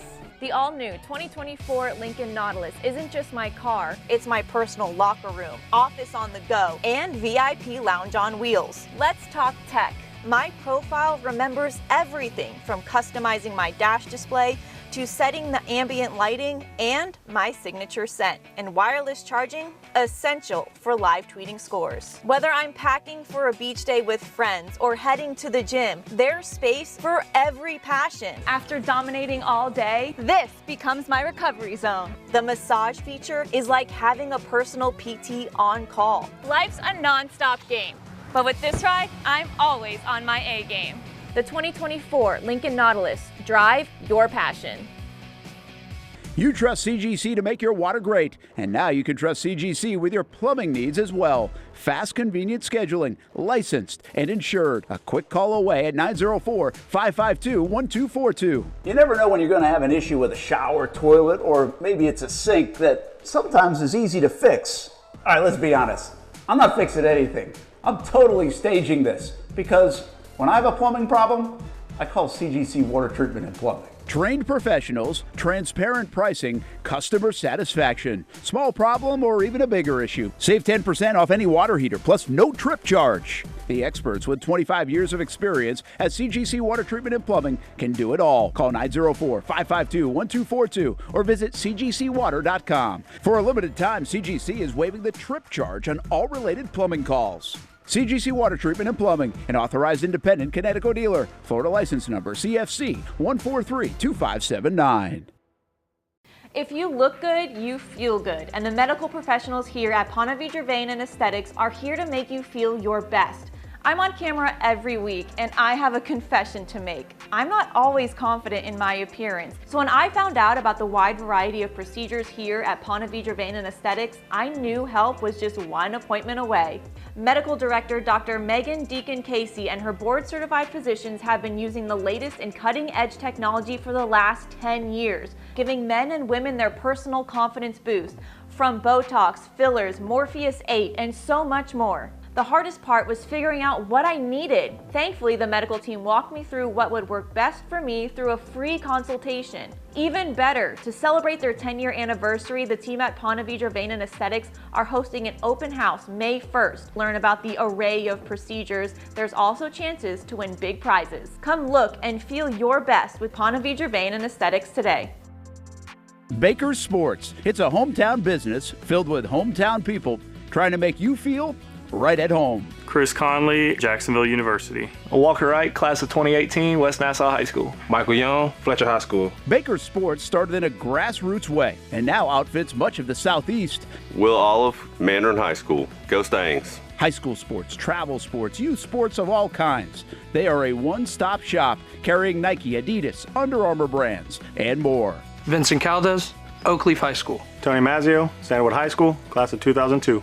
Samuel Coffrin, Paxton School for Advanced Studies. Whether it's sports teams on the field or it's your team in the workplace, like our Action Sports Jacks team, and community events like the Dream 18 Golf Tournament, and many others. Cole Tilley, Hilliard High School. Reagan Webb, Eagles View Academy. Look good, feel good, play good with Baker Sports. Custom sports apparel since 1997. Shop with the hometown team at bakersport.com. Welcome back to the Brent and Austen Show, streaming on the Action Sports Jacks 24/7 network. Sovereignty gets it done in the mud. It is something about the Derby, man. It's like 4 out of every 5 years it just pours. Yeah, it looks miserable there when it pours. Like, I wouldn't want to be there. If It it's is raining brutal. in It's muddy everywhere. It's because you're trying to be all dressed fancy. You got to deal with mud. Like, it's gonna be terrible. But I'm assuming you didn't watch it, or did you watch it? The race? Yeah, I watched the race. Did you? Didn't watch the lead up to the race. I watched the race. Yeah. I thought it was okay. It was just okay race. Wasn't a like some years you just come out of it and you're like, oh, that was unbelievable. Sure. And it was pretty good. But I don't think it has like the world buzzing. Like, I think sometimes you come off it and it has the world buzzing. And I wonder if journalism were to win, if that would have been the better option, because then maybe like Triple Crown. Mm-hmm. Although this horse, who knows? Maybe you can get there too. I didn't watch it. You didn't watch it? No. No, sir. You don't bet on the Derby, huh? I actually don't bet on it. Yeah. Shocking. Dude, you know what's wild? Like, what they didn't Hard Rock? Did they even have it? No, because horse betting is so different than everything. But usually they'll still. I know they won't do all of the stuff on Hard Rock. Yeah. But I felt like in the past those kind of places would still have like you can pick whatever horse at plus. Twin Spires has 200. the monopoly, I guess. I don't know. Yeah, that might be the case, because that's where I had to go. I had to go on Twin Spires. So I thought this was weird a couple years ago because I was in Indiana, which it's more legal betting. It is. Yes. And I was on DraftKings, like using their actual sports book. They have a totally different, it's DK Horse. Oh, they have a horse book. Yeah. Well, that makes sense. So like I had to go there. Like I didn't know nothing about it. I had to go there. Why is it so different? Like, I don't know. It's a whole different horse racing. It's a whole different look too. Like I can't even open the app because I'm here now. Yeah, but like yeah. if you've been on the real DraftKings Sportsbooker, it looks like Hard Rock roughly. Sure. But the horse one just looks way different. Kind of like the other like that other website. Like it just looks different. Yeah. I don't know why. I get you want to bet because like it's almost FOMO. Like that almost enhances the viewing experience. But like that's one sport. Like I don't like betting on it just because there's no rhyme. I mean, I get there's a rhyme or reason. There's odds for a reason. But like. They're animals. I don't know. Yeah, I'm so out of the loop too. Like One even could like Ty was home. He's like, "What do you even bet?" Like I was like, "Well, I'm listening first of all to the announcers, and they're picking them, and they're telling us a little bit about their history, and then I do know some of the names that still exist. But really, that's what you used to do. Like I'm not sitting here telling you I'm a true handicapper. That's a different deal. Like the people that have the pay, they go look at all the things and add them up. Yeah, like really handicap it.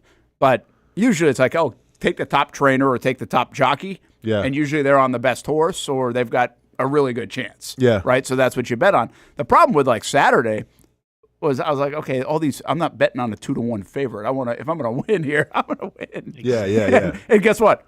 All the favorites basically won or finished in the top like 2 or 3. So the payouts were really on the Derby. The payout, the one that I like on the Derby is the superfecta. You get the top 4, which of course you're never going to get. But it's like hitting the Powerball. But sometimes that thing can be 50, 60,000, 100,000. Like it can be crazy because there's so many horses in the field. So you might have a 50-1 shot. Even that was like, I don't think it was much. I think it was like $6,000, which again would be fine. No. But it's like it wasn't like this crazy absurd. You're trying to hit the one that's absurd, right? You're like, hey, I'm going to go with like 20-1 odd to win. Sure. That's why we're on Earth, baby. Yeah. You know what I mean? It was a total waste of money on Saturday. I got into a little bit of a debate over the weekend. What would you guys rather want to go to, the Indy 500 or the Kentucky Derby? I would say the Derby, but I just have a little bit more of an affinity for that sport. Yeah. But I've heard now. I think I have both on my bucket list, and I don't have a long bucket list, but I do have both because I've heard the infield at the 500 is unbelievable. Oh, it's Indy 500 all day for me. Because I feel like the Derby is weird to me. And like, listen, I've had chances to go, and I missed out on meeting Michael Jordan actually in a VIP section because we've had him on the show. My old teammate Will Warner, whose dad coaches or he trained some of the horses.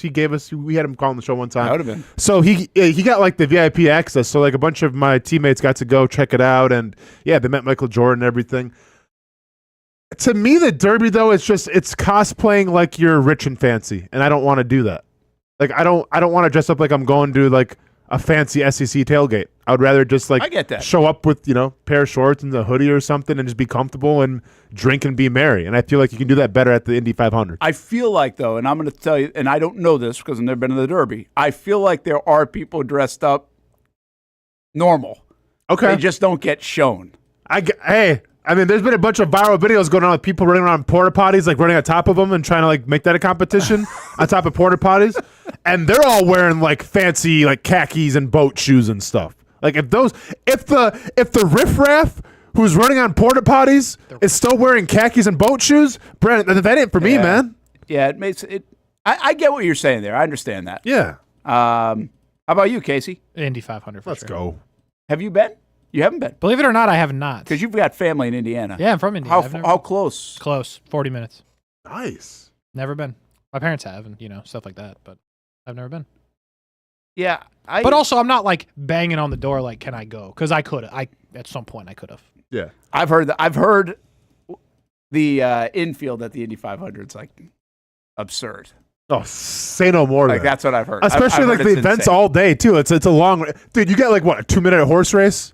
Yeah. It's like, okay, we're done. Well, again, like, and I get it's racing pre-game. all day, but- Yeah, but like it's the JV horses. Yeah, it is. I'm not trying to watch a JV horse. I'm good on the JV Give me the horses. thoroughbreds. Give me the big dogs. I don't care about these little horses. That's like going to watch like a Jaguars game, but before, oh hey, by the way, we got like a Pop Warner event. Like, yeah, maybe my son's playing. I'll be pumped. But like, I don't care. There's a little bit of that, but Jack's game's 3 hours too. That's a good This point. is two Yeah. minutes. That's true. Sure. On that, I did pull this that you sent, Brent, so it feels like it fits here now.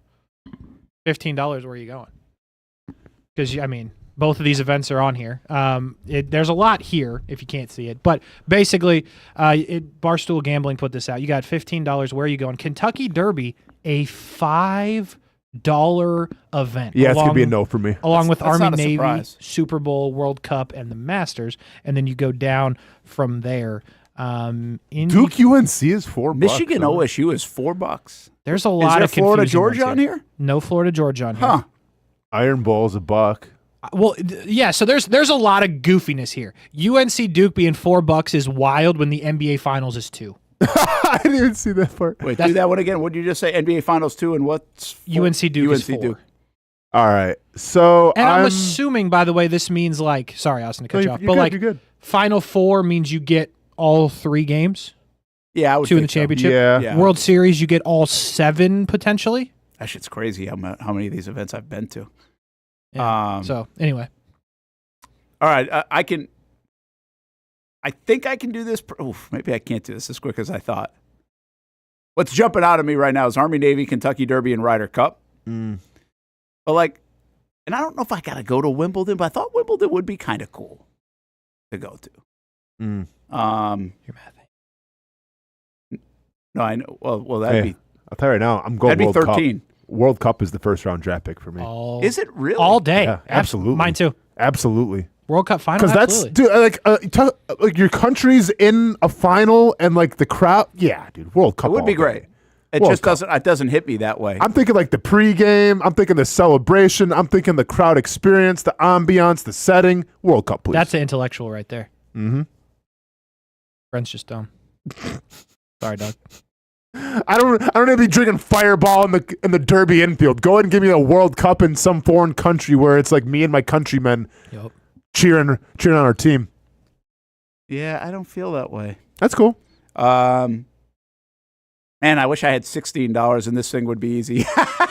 No, because I would have picked Ryder Cup, Final Four, Kentucky Derby, and Army Navy. Yeah. Final Four is a very sneaky $3 pick. Yeah, it How is. is that a $3 pick? And I just haven't been to it. Like, so I feel like I got to go to a Final Four at some point because I've been to a lot, and I haven't been to that.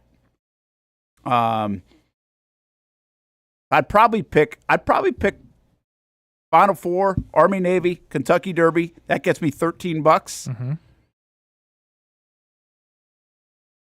And then I think I'll just go to the Packers game because it's the last one on my list. There you go. Okay. Yep. So there we go. Awesome.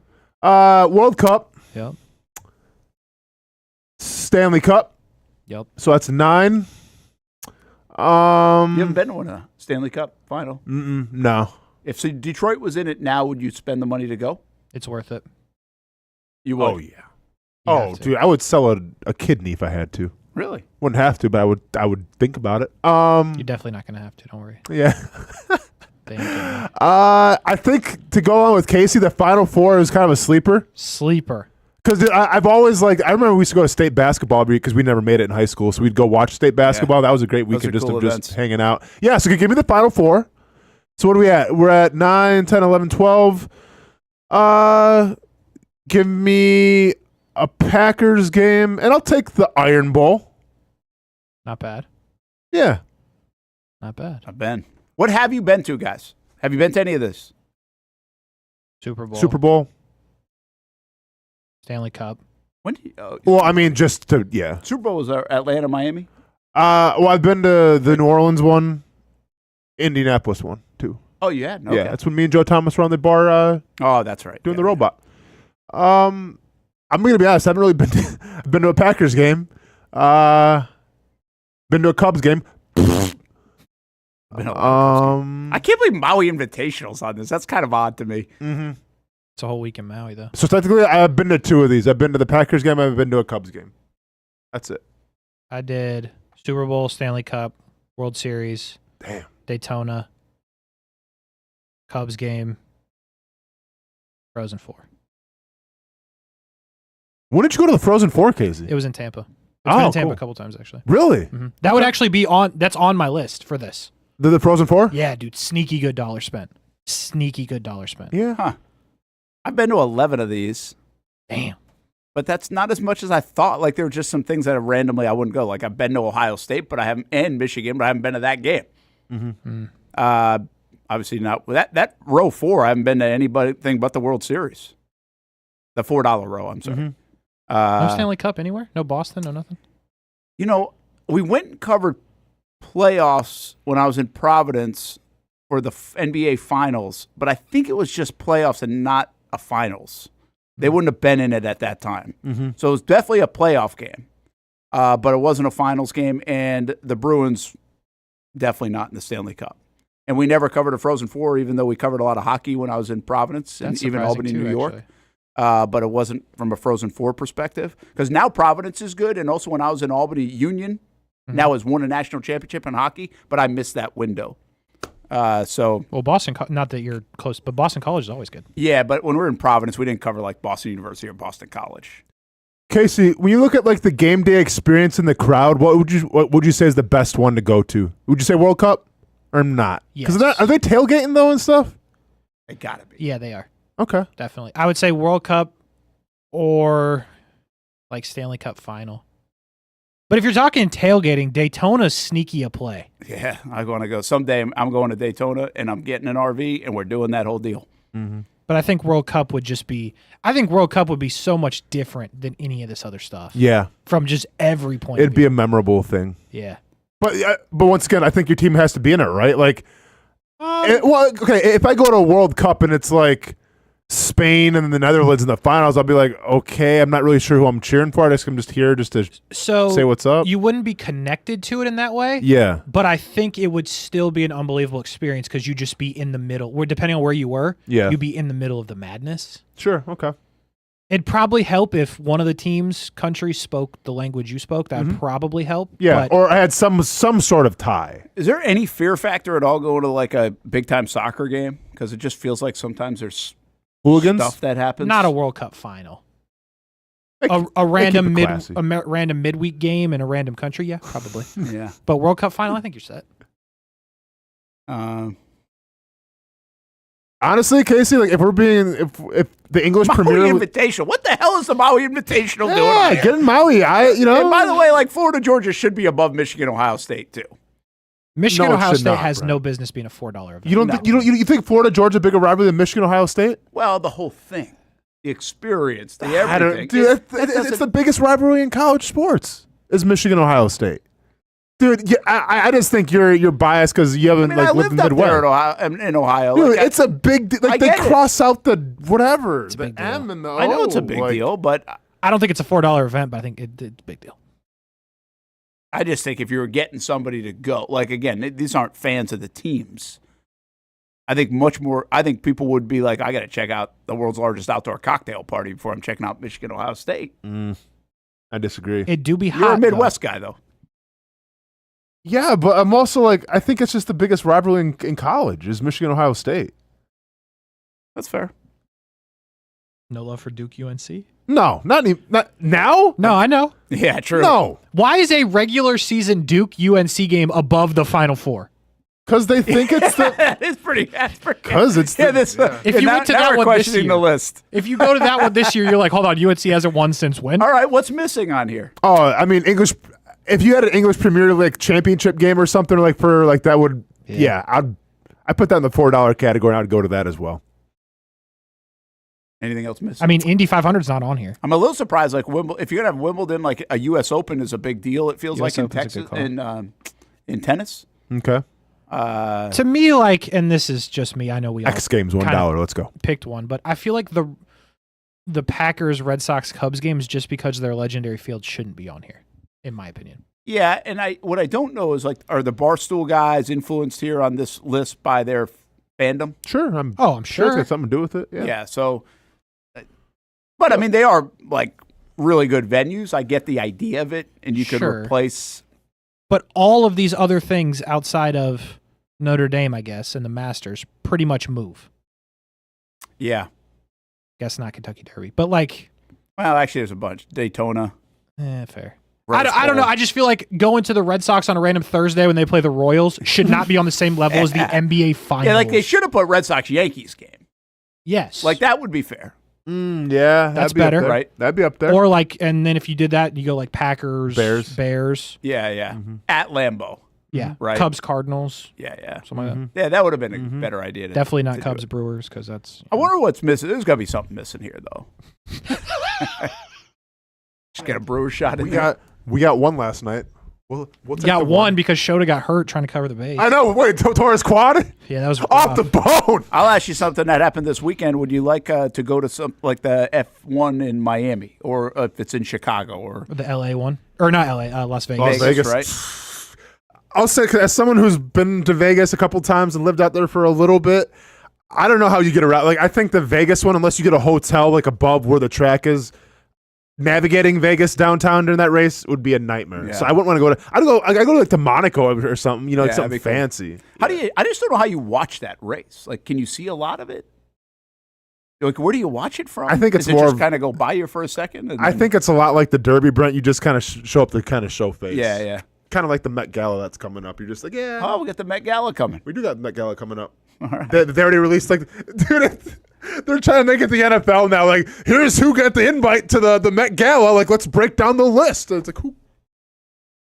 But, yeah. Anybody catch your eye? No, I didn't even. I saw the list, but I don't need to read it. I'll see pictures when it comes out. You know what's crazy? What do you got? College football national championship is not on that thing. I'm just looking at it now. Yeah, because here's a But little you could bit- go to Notre Dame, Northern Illinois on a random Saturday for $2. Go but, Irish. But the Maui Invitational got the shot Maui before Invitational is crazy. the NCAA championship. I guess what they really are doing, like, you can't put the national championship as $1.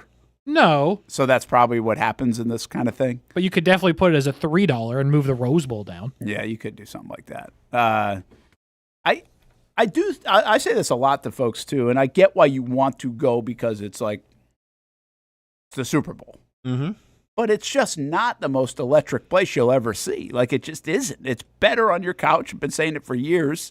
But it's cool to be able to say you went to a Super Bowl. Like, there's no doubt about it. But it's totally different than going to like a World Series where you're at somebody's home field and the place is bonkers, or a Stanley Cup where the place is. I mean, who would not have wanted to be at Dallas or Winnipeg last night? Blues and Avalanche fans.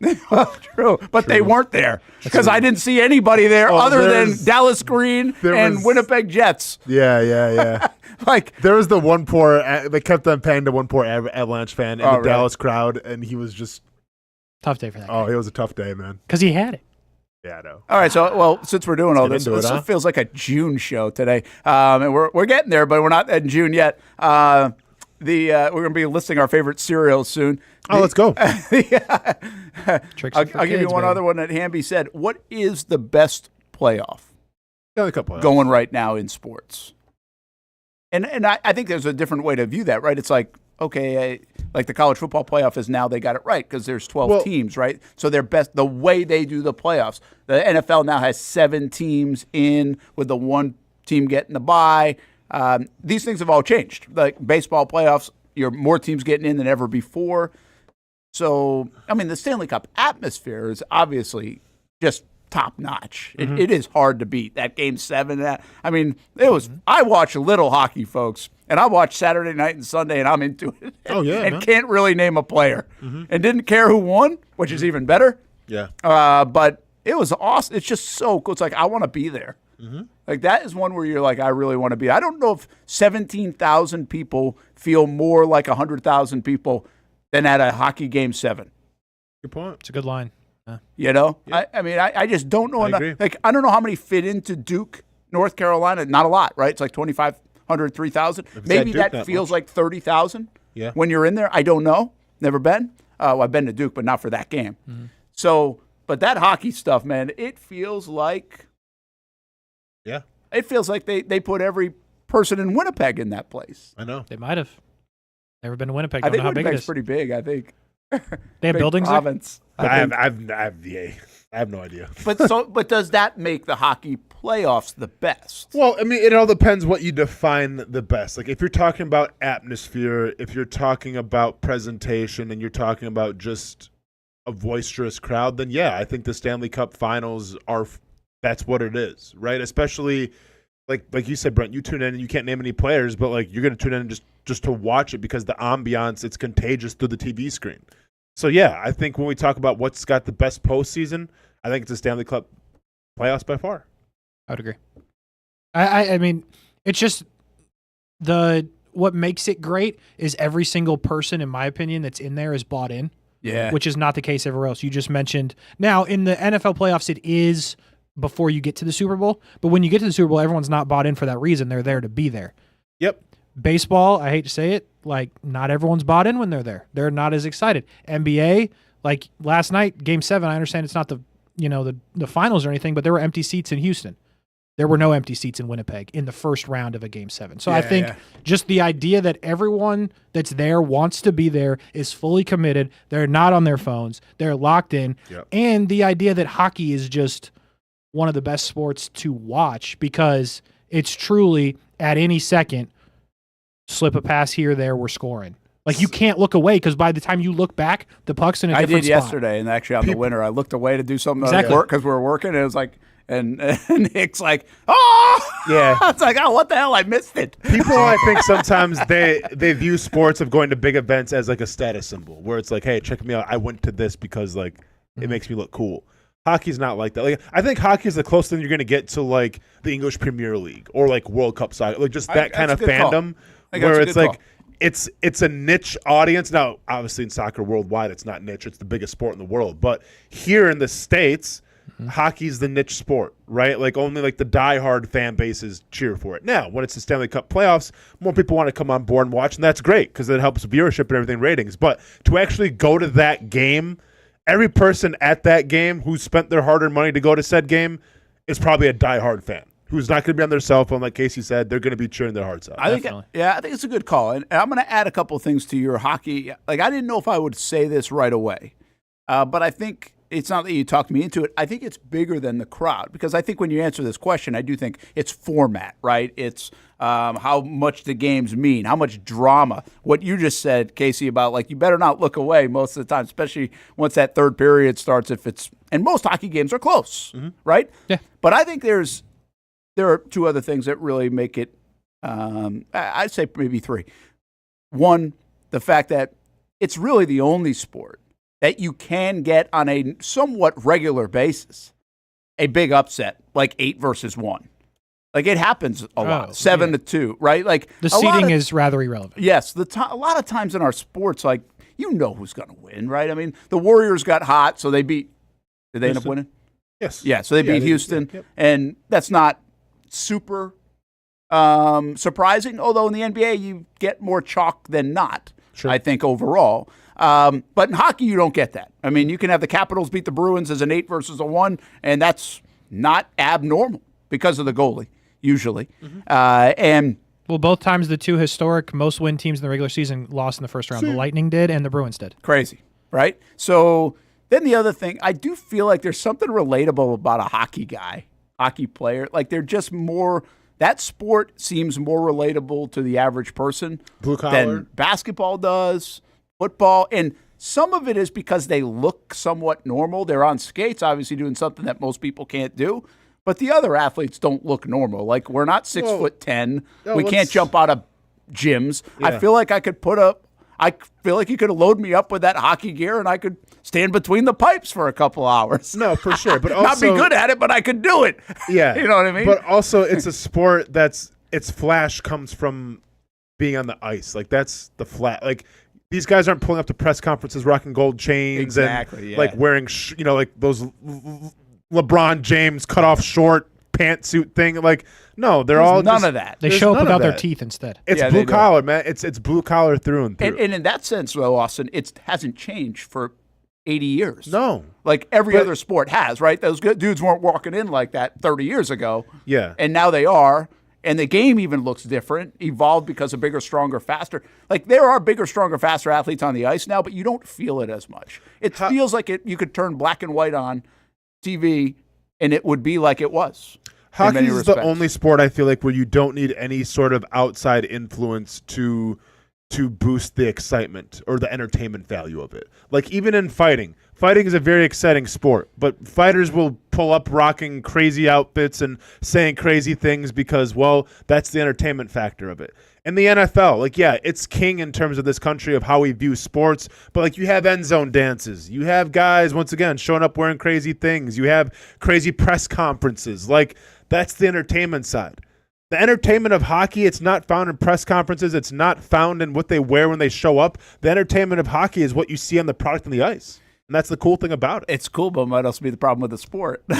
You know why it doesn't transcend as much. And I think what makes it great also makes it maybe less transcendent in today's world, in today's society. And then the last one for me is, and we all know this and it's become a cliche, but the handshake line's freaking awesome. Like, it just is. And it is one of the coolest things in sports. It's really a neat thing. And that is another thing that hasn't changed. How you can go beat the hell out of each other, almost literally, for 7 games, and then every team shares. Like, you don't see fights in the handshake line. No. There's respect. It's unbelievable. Like, never it really see is LeBron unbelievable. doing the handshake line. Yeah, at the root of it, at the root of just the simplicity of that, and how it always looks the same, with just this great respect, doesn't feel American. It doesn't feel American sports. I mean, and I understand hockey. A lot of the people on the ice are not American. I get it. It does not feel like an American sport. Like, I just don't think we would sooner or later, we get Halliburton's dad. Yeah. In the NBA. You get a team full of Americans. They're like, we're not doing the damn handshakes. Forget it. Yeah. We're pissed. I'm out. I'm out. So yeah, I do think for all those different reasons, it just does not transcend in American sports. It's just nuts. Yeah. I mean, we just gave you all the ingredients. Why are we talking hockey every day? You think it has something to do with, like, it's not something like right now, if we were children, we could go shoot basketball with very little difficulty. Correct. We could go play catch with very little difficulty. You can't really just go hockey. And that's not even always a Florida thing. That's like even if you're up somewhere where it's cold. Like, you don't have the ability to just go hockey. So you could be a kid and watch Ovechkin and be like, that is dope. But how do I do that? Yeah. How do I go hockey? Because I don't know. How do I go hockey? I'm like that. I think that plays a part. Yeah. Like, you can love it as much as you I think want. it's got a huge thing to do with it. You just can't go do it. It's not easy. Yeah. A lot of people don't grow up playing hockey. I get it. Yeah. That's a good point. Yeah, I think that could be it. I think I could really pick apart whether you can go football too. You know, yeah, but you could do parts of football. You could be a kid and be like, I was Brett Favre in the backyard. You know, when I was a kid, we all were. Like, what kid would? What kid's Alex Ovechkin with us? You know, like, no, there's no kid out there in the street with a stick and a tennis ball. I think if hockey was as accessible to kids to do as soccer is, you can go soccer at any time. Yeah, it would be huge. That is true. But soccer's too, like, for Americans, boring for that. If you could go hockey as easy as you go soccer, I think hockey would be huge in America. It might be. But I will tell you this now. There's a part of this, and I'm not saying I love it. I just think how you get that next generation involved, how you get kids involved, when you get kids involved, you get moms and dads involved, and all this other stuff. It's not the cheapest of sport either to it's play. super pricey. But that whole transcendent thing that you mentioned, like getting in and the branding and who they are, and I like this guy. I mean, that is a little bit of the problem with hockey. In terms of that part of growing it, I think. I don't know if that's just a United States thing or if that's a worldwide thing too. But the bottom line is, kids especially today and people in general are very impressionable. Mm-hmm. Like, feels like more than ever before. We've always been like that, I think, to some degree. But more than ever before, like, you want the cool kid or the cool player or the whatever, TikToking, tweeting, whatever it is. And I just don't feel like hockey guys are doing it. Is there a hockey guy that's, like, big on social media? Not really. If there is, I don't know about him. Yeah, but also it's I wild. think like it's the only sport in this country where the American's not like the go-to guy. Well, that's true too. No, not even close. Like I mean, there are some good American. Austin Matthews is one of the best players, but like, Sure. is he Connor McDavid? No. You know, is he? You know, The thing about Matthews that I think hurts, and I don't know how serious it is with children, but he's the biggest American player playing on the biggest Canadian team that most people hate. Yeah. If Bro was on a team that wasn't hated, The Boston Bruins are hated, but like if he was on Boston, which is like the most American yes. team, maybe. If he was on Boston, if he was on Chicago, a team that you could really grasp onto, I think that would be bigger. But he's on the most hated team, not in the country that he's from. Like, I think that hurts. Yeah, fascinating. I think the whole hockey thing is wild. But man, we love it this time of year, don't we? No, it is. I mean, it's legit. You love it more often than we do. But I just think if you got more American stars, it would be. I mean, you got like Kachuk brothers kind of put it on a map a little bit now, but I think you just need more American stars. You're man. not Like, wrong about that, too. That's part of the ingredients. I've said that for a long time about tennis. Like, men's and women's tennis is a problem there. And, I mean, the bottom line is, too, it's hard. They're not household names. It's not Austin Matthews on every back of the jersey. No, Kachuk's a tough one. There's T's and K's. You throw a U in there. I mean, if you can't spell it, we don't like it. Yeah. Like, it just feels subconsciously. Not intentionally. Dude, there was a just time where Dirk Nowitzki was probably the best basketball player in the NBA. I didn't see a lot of kids clamoring outside of Dallas, clamoring to get a Dirk Nowitzki jersey. It's just like, well, the other thing, it's like Wayne Gretzky felt so American. Like, you have to look him up that he's from Canada. Sure. I think for average, I mean, not we, but I'm just saying a lot of people would. Same with Sidney Crosby. Like, okay, is he Canadian? Oh, he's Canadian, right? And I actually think Connor McDavid has a little bit of that too. I could simply be from Chicago. Yeah. Right? But maybe not Chicago. Then came the Four Nations, and he kind of he reminded everybody where he's from. Yeah.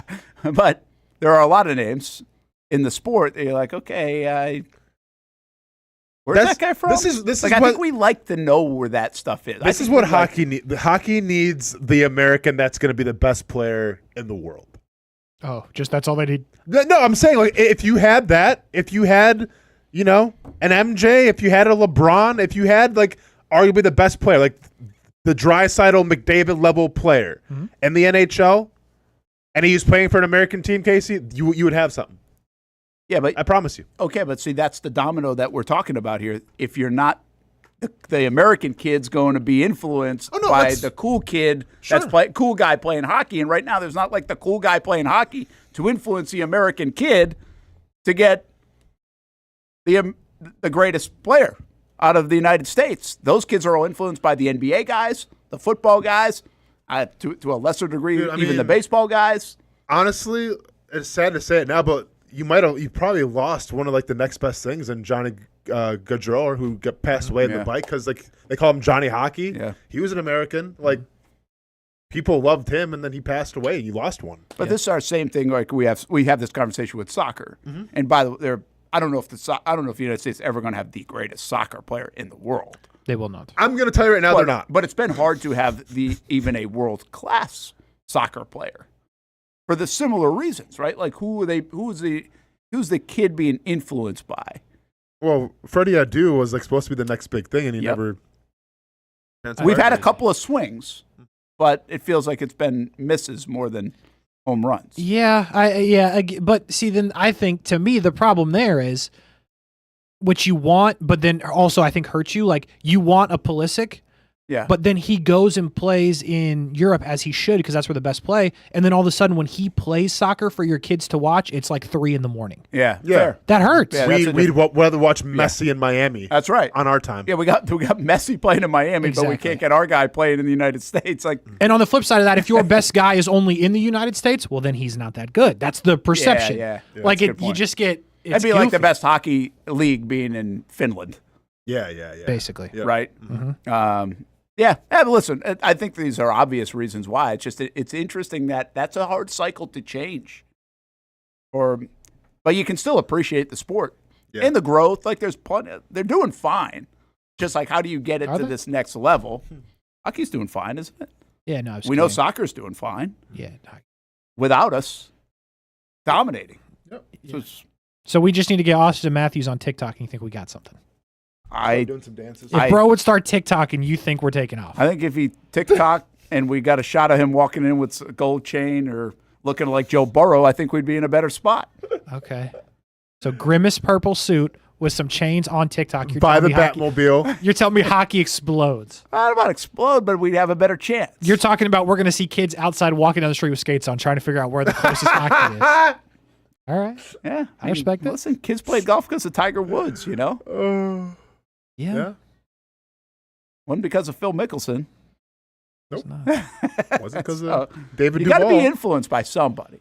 Yeah. It's got to be a cool factor. I just don't know who the cool factor guy is in the NHL. And in today's it's you up know to how they do Matthews. they do the full swing thing in golf? And people are like, "Oh, I know these guys now," or the F1 series. I don't. They do basically It's a docuseries. Behind the scenes, they follow them. Yeah.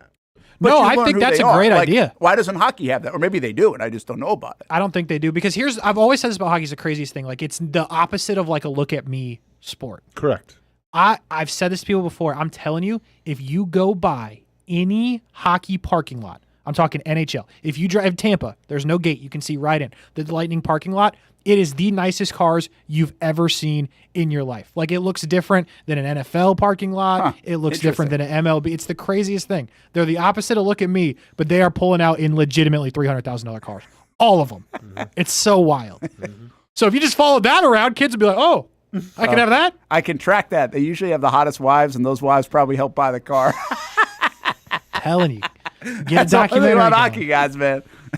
We a need more documentary. selfish hockey guys. Right? It's going to be tough. Hockey is like a sport full of offensive linemen. Yeah. Segue. Offensive lineman conversation I like coming it. Oh, up next here in the Brent Austen Show, the Action Sports Jacks 24/7 network.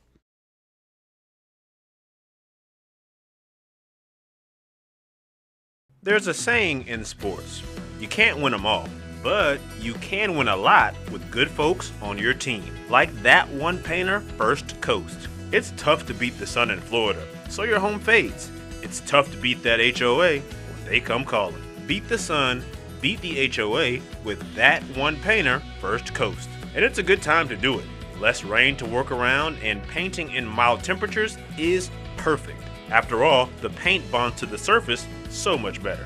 Give that one painter First Coast a call at 904-417-3557 or look them up at first-coast.thatonepainter.com. Fast estimate, guidance on color and HOA requirements, and the highest quality job you'll find anywhere. Be a big winner in your neighborhood with that one painter First Coast on your team.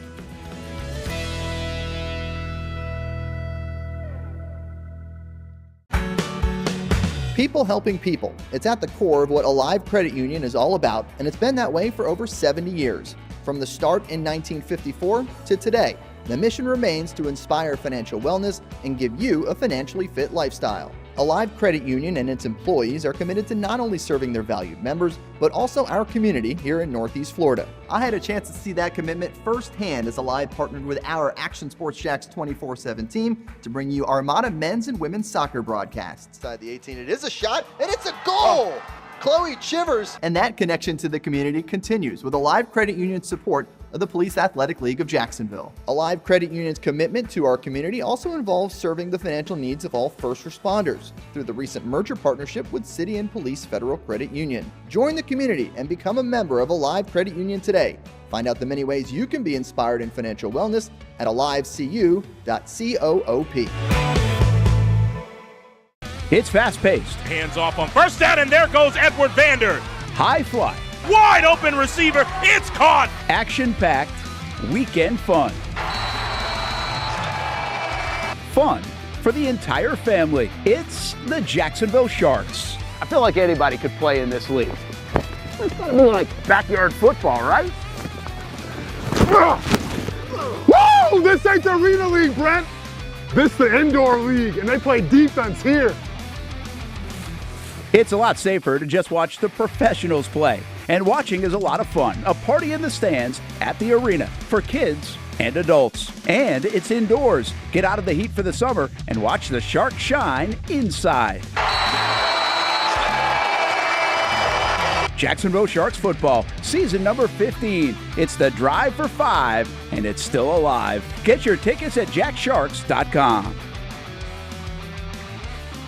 Are you about to graduate high school and haven't decided on what you want to do when you get done? Well, one option is to apply to become a student in the Electrical Training Alliance of Jacksonville. Their program offers structured classroom and online training, along with on-the-job training so that you can earn while you learn. Still not convinced? The folks at ETA Jacks are a tuition-free 4-year apprenticeship program. There is no tuition and no student debt. Just pay for your books and your fees. That's it. Now, speaking of pay, students, they start off making $40,000 per year, including benefits, and they graduate, get this, making over $80,000 per year, including those sought-after benefits. Now, that sounds pretty good to me, and if that sounds good to you, it should check off a lot of boxes. So head on over to etajacks.org and apply by May 15th. Again, the website right here, etajacks.org. Don't wait, apply today.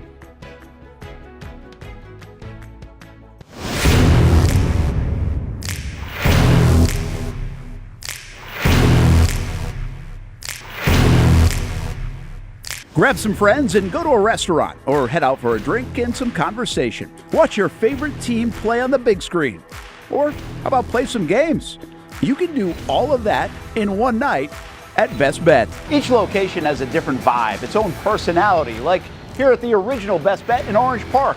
When you walk through these doors, everybody knows your name. And here in St. Augustine, it's the newest location. Play some poker. How about the table games? And don't forget about Ace's Sports Bar and Grill. And then there's the Jacksonville location right here on Monument Road. It's the biggest poker room in the state of Florida. Maybe you'll find yourself a seat right here at the final table. Best Bet, where you can have the best of times. And that makes you always go home a winner. Try any of the 3 locations, and you can always visit bestbetjacks.com. Welcome back to the Brent and Austin Show, streaming on the Action Sports Jacks 24/7 network. Oh, Liv is here. You took the long shot. Still like that camera right there. I don't like how Liv's Everybody wave. like sitting taller than me right now, but it's all good. That's just because she's in. Oh, someone keeps lowering my seat. I don't That's know how just to bring because it she's back in the up. foreground, I think. Oh no! Like look at her. Oh, Liv, your seat's a little higher than. Like look at. You see? No, you're fine. Like, hey, it's not. It's okay. Now It's not a big deal. Like, I'll live. I'll live, Oh Liv. gosh. I'll live, Get Liv. this show on track. All right. Casey, you want to do some Duval Daily real quick? If he has the song, we might need to give. Might need to give him a minute. Brent, do you just want to beatbox Limp Bizkit for me, please, while I read it? No, I and do not. go. Nope. Hamby, where are you? By the way, NBA and hockey talk here on a Monday. I know. Pretty wild. See what happens when Casey shows up? Has nothing to do with Casey. It's got everything to do with Casey because when you're not here and I try to bring it up, Hamby's always quoting like LeVar Ball for no reason or Shannon Sharp, so I can't even like get it across because like we go up on these tangents. Nothing can stop me. I'm all the way up. Okay, I just want to say Hit him there's with it, 4 Casey. different things in here labeled Duval Daily. None of them are it. Well, to be fair, What so was like that those, right there? Not a those, clue. no, Go those are part of like the Duval Daily. Like so when I say something cool, then like Hamby, which is all the time, then Hamby will like hit the button. You know, like yeah, Oh, hit a button. yeah. hit a button. Those are Hey, those are hit the it, Duval Casey. Daily buttons. I can't explain to you how I'm hitting all of them. What is Oh, this? there we go. Yeah, that's the one. No idea where it came from. Can you play the beginning of that though? Did you not just hear me say no idea where it came from? Okay, well, all right, my bad, man. All right, well, Brent, we talked about the UNF women's beach volleyball team, and they actually, unfortunately, fell in the first round to USC at the NCAA championships in the Gulf Shores of Alabama on Friday. This concludes the season for UNF, who went 26-11, which is the program record win total, and they earned their highest ranking in program history at number 14 in the latest of the 2025 AVCA Collegiate Beach Coaches Top 20 poll. Congratulations on a great season to the UNF beach volleyball team. TCU actually won the championship, which I think of beach volleyball. I don't think of TCU, but hey, more power to them. I didn't either. That was interesting. They call them the Sand Frogs, by the way. Oh, really? Yeah, kind of cool. That's not bad. I like it. I'm not mad at that. You don't like it? No, I like it. I like it. I like it. Where is TCU? Do we know where TCU is? TCU Amarillo? is in Lubbock? Nah, I feel like gosh, Corpus Christi? But I had it on the tip of my tongue. What's the other big one around Dallas? Huh? You got Dallas, you got Frisco. Yeah. What's the two-word one? Fort Worth. Fort Worth. That's worth a There you Google, go. huh? Okay, it's Fort Worth. Fort Worth. Got it. I think. Well, by the way, I say that with a lot of confidence. I think that's where it's at. But I'm pretty sure it's at Fort Worth. Quick. So anyway, hey, one note about UNF. I actually just texted Nick Morrow this morning. Fort Worth, by the way. It is Fort Good Worth. call. Yeah. So I texted Nick Morrow this morning. I was like, and I haven't really actually seen his responses because we're in the middle of the show. But I asked him, like, is this the greatest spring sports season in the history of UNF? Mm-hmm. And my guess is, like, it depends what you root for type of thing. Because in the past, like, they've had golf go to the Nationals and, baseball's obviously been better than it's doing right now. But the softball team is the best team in the ASUN. They've really had an unbelievable year. You mentioned the beach volleyball team back-to-back. They were the highest ranked they've been. Yep. Well, remember Smilla Colby, who we had on the show? Yeah, she's killing it, huh? Over the weekend at the East Coast Relays, she ran a 1:59.02, I think was the number in the 800. Well, I was like, and so they said, hey, that's the best time, UNF history. I was like, okay, well, that's kind of cool. Best time in UNF history. Well, then I looked at like a tweet they put out. It's the best time in the country this year. It's the third best time in the history of college sports. Mm-hmm. And it's the seventh best time in the world. Dang. Well, she was on our show, Brent. She was on our show. She got a good bump on the show. She got a good bump. Well, we also, like Allison Benning is a really good softball player for UNF. Mm-hmm. So, and one of the best in the country. Like, she's doing things like nobody else is doing. Sure. She's Shohei Ohtani in softball on the mound and hitting home runs. Okay. And so I just was thinking, I was like, okay, they've had success, obviously, in some of these sports like beach volleyball and track and field and softball team success. But I don't know if UNF's ever had the national success in these two ladies that they have playing sports on their campus. Because this day and age, you'd be like, how do they even have them? Mm-hmm. Like, why aren't they at Florida or Oregon or – that's what came to my mind. It's pretty impressive what they've done. So you can read about all their accolades at unfospreys.com. I don't know if I got the full answer. I think that's a debatable one, whether this is like the best spring season of all time. And it's not done yet, so maybe we'll see how good they do.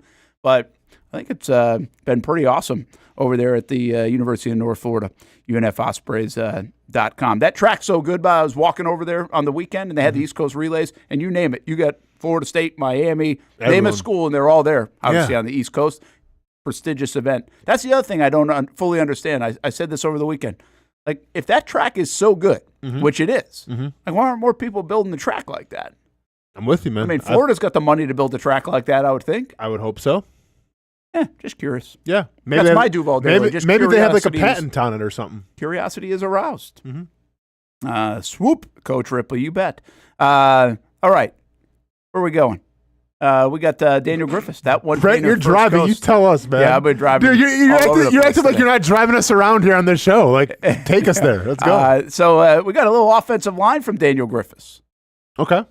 What is your view of this offensive line here in Jacksonville? And how important that you have so many new members of the offensive line? Look at that. 2, 4, 6 new members of this. So change. People sometimes like change for change's sake. Yes. Did the Jaguars get it? Did the fans get it enough? and is it rebuilt and better than it's been? So let me go ahead and run the risk of saying one of the most cliche things in all of sports. Brent, with change, you're going to get a lot of competition, and competition breeds, the best types of players. What's up, Casey? Casey, you say something? Oh, sorry. I thought he was making fun of what I was saying. Casey's talking to Sesnick. I thought this was. I heard Casey go, "Oh my god!" I go, "Okay, what?" I mean, I was just joking, but never mind. He wasn't even talking to me because I couldn't hear Casey on the mic, but I could hear him like in the drive-through window. Yeah. So I'm like, okay, he must have something to say about this it. guy won't clap for a plane that just landed, but he's hearing things now. Oh no, we might clap until if we get to the end of the show. No, for sure. But no, I think it does breed competition, right? And last year, you talk about that offensive line. It wasn't the best, Brent. Couldn't run the football. Trevor gets hurt. Wasn't the offensive line's fault that he got hit cheap shotted, but nonetheless, I think I like seeing these new names, these young names that could help propel the veterans to try to play harder, and if not, they can be replaced. What do you like? Let me ask you this. What do you like about the offensive line? You look at these names. What do you like? Or you think you like or know you like? What do I like? Okay. Well, I like... Hey, if you repeat the question, you got to think about it. Yeah, no, without a doubt. Without a doubt. I like Anton Harrison, even though he may not be in the good graces right now with, like, all the coaching staff. I think Anton Harrison can still be a great player. I think Walker Little has something to prove. We've talked about him a lot before where he's never really got a fair shake. Yeah, he hasn't been set up for success. So I'm excited to see what that success would look like with Liam Cohen with the new offensive line scheme. So I like that. I like Wyatt Millham. I like the attitude that he brings, the grit that he brings. He's kind of this throwback type of offensive lineman. So I like him if he's going to maybe get some playing time this year, or at least compete for some playing time. And Ezra Cleveland, I feel like is probably the most, and I'm not sure I say this in a good way, but he's the most dependable guy you have right now. I think like the most known guy on this team. So that's what I like. Yeah. A couple of things. I like, I think Ezra Cleveland's better than people. I don't know if it's a give credit for or criticize. I don't really hear a lot about him, and that's why I think I'll take him. Yeah. Like, I don't think people have a strong opinion either way, which I think shows that he's played pretty good football. I think again, we're talking about a left guard, and not to diminish any position on the offensive line. I just don't think there's a lot of talk about a left guard very often. But I think Cleveland overall, and I think if you like numbers and Pro Football Focus numbers, this is where we got to rely on some of those kind of things on the offensive line. I think they add up pretty good, if I'm not mistaken, for him. Listen, I think the jury is out on the two guys they acquired in Hainsey and McCarry. We just don't know. They're going to be, I had a comment on Twitter saying, hey, I really like Hainsey. He's 27 years old. I think he's going to be the guy. He fits the system, all this stuff. You might be right. Might be right. I just don't know. Like, I don't know outside of blind faith how you know that. Yeah. And I think that position is really important to go along with that whole set the dish kind of comment from Gladstone. And McCarry, he can do a lot of things. That's a nice attribute to have in the NFL. But sometimes being able to do one thing really well, like really, really well, is better. Yeah. Like, what is he really good at? Is it right guard? Because he can play all five. Obviously, we don't plan on seeing Luke Fortner around, unless you have to. They picked Jonah Monheim, but come on, it's late. Like, what's the expectation there? Milam is kind of, to me, the X factor. Because can he beat somebody out? Is he the guy? Can he? If McCarry isn't great at anything, does he just go beat him out? They actually paid money for these guys. They're paying money for Cleveland. Can the draft pick beat him out? Do they have that kind of expectation for a guy like Milam? And that will be interesting to see. I like the fact that they changed and mixed up the names. I think fans will feel better about it. It looks like they did something.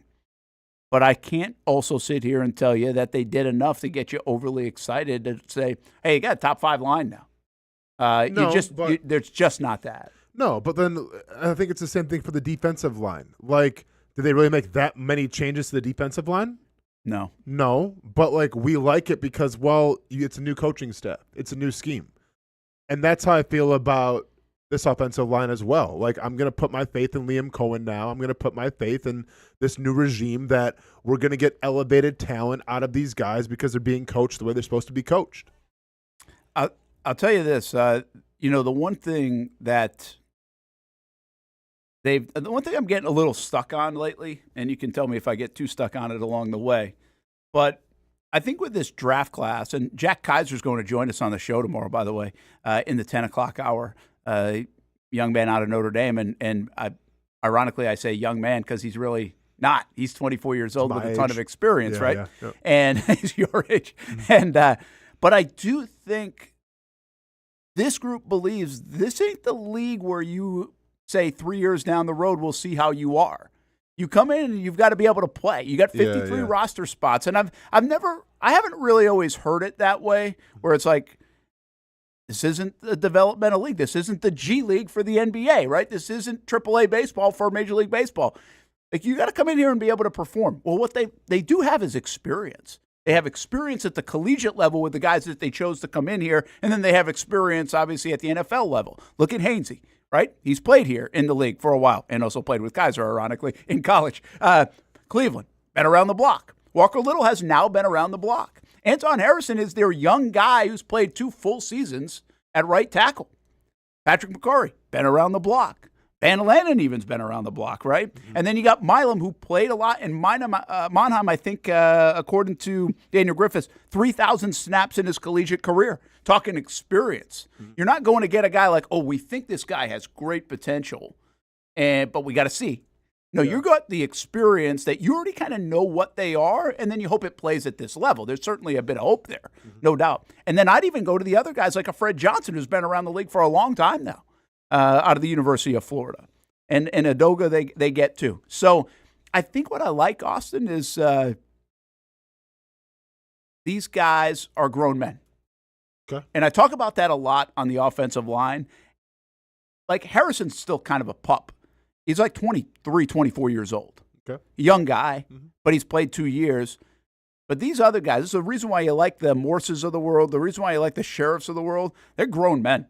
And like, I do think there's a little bit of a difference between, like, hey, you're physically tough, you're athletic, you're mentally tough, and then being like grown man tough on the offensive and defensive lines. Like, when you have and the Jags have that on the defensive line.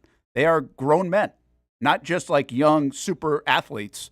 Trayvon was that coming into the league. He feels like a grown man now at 24 years old. Yeah. And then he's one of the younger guys. So I like that about their trenches, that they've got a lot of experience. They're not long in the tooth like a Morse and Sheriff we're getting, but they are a little bit more veteran than we've seen around here before. And you're banking on, hey, let's get all these young guys together. We grow them, in 3, 4, 5 years down the road, we're going to have one of the best lines or trenches in the league. Now, it's like go time right now with this regime. Yeah, I mean, you can't put a price on experience. Experience is everything.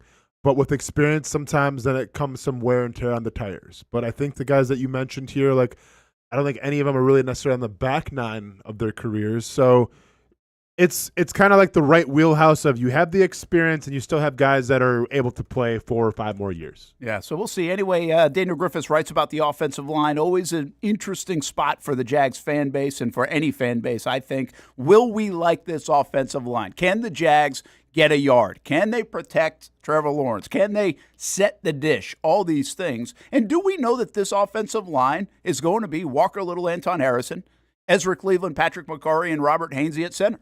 Like, is that the lineup? I don't know if we're convinced that. Where does Wyatt Milam play into this? And I'm not sure if anybody else can. One other just quick note on this line, I didn't even talk about him much, is Cooper Hodges.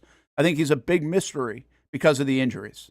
That leg injury was a major injury last year. I don't think any of us really know where that is at right now. And he's rehabbing, he's in the build, all those things. But that was pretty significant from everything I've been told. And you kind of wonder. He was on a track, Austin, I thought, to replace Sheriff if this old regime had stayed. Okay. I think once he got that injury, I don't know if that track stayed, the train stayed on that track. I think that's a little bit up in the air. Check it out at actionsportsjacks.com. Everything Daniel Griffiths writes, and the overhaul on the offensive line is the story today at actionsportsjacks.com. It's Paint the Players, presented by That One Painter, First Coast. Thatonepainter.com Dude, I'm gonna kill him. /first-coast. Paint the players presented by That One Painter First Coast. You're really messing with me Hamby's today. back. No, that's the Hamby signature all over it. I don't know. Yeah, you Just know why? a random horn every once in a while. You know why random crap happens when Hamby's here? Because he has random crap everywhere. I don't even know where that came from. What source? What ability? I'm losing it. Really I mean, it was good figuring it out. timing. Well, you probably didn't realize this, but during that segment, we could hear all the things you were trying anyway. Yeah. In our ear. It wasn't over the air, but we could hear it in our ear. I wasn't doing anything. I was talking to Sesnick. You tried a couple of. There were some things being There were some yeah. things that were played. Oh, I was downloading Liv's videos. How'd you hear that? Hey man, We don't know either. we don't. It's not my pay grade. Sesnick, what happened, bro? It's all good. We can push through. Hey, I'm not worried about it. Yeah, dude, this is the status quo on the show now. Like we're gonna have random sounds every once in a while. Yeah, It's gonna that's be all fine. right. That's fine. Hey, Casey, I don't know what you're ready for. I really don't know where to drive this boat next. Can we go? I'm ready. Just go to the gas station. You're ready? Okay. It's just trivia. Yeah, we going to a little trivia from the weekend. I don't know what's going to happen. I'm going to transition. And this is going to be fantastic. Boom, boom, boom. Nice. Welcome back, Casey. Well done. I don't even. Doing a great job. Effortless.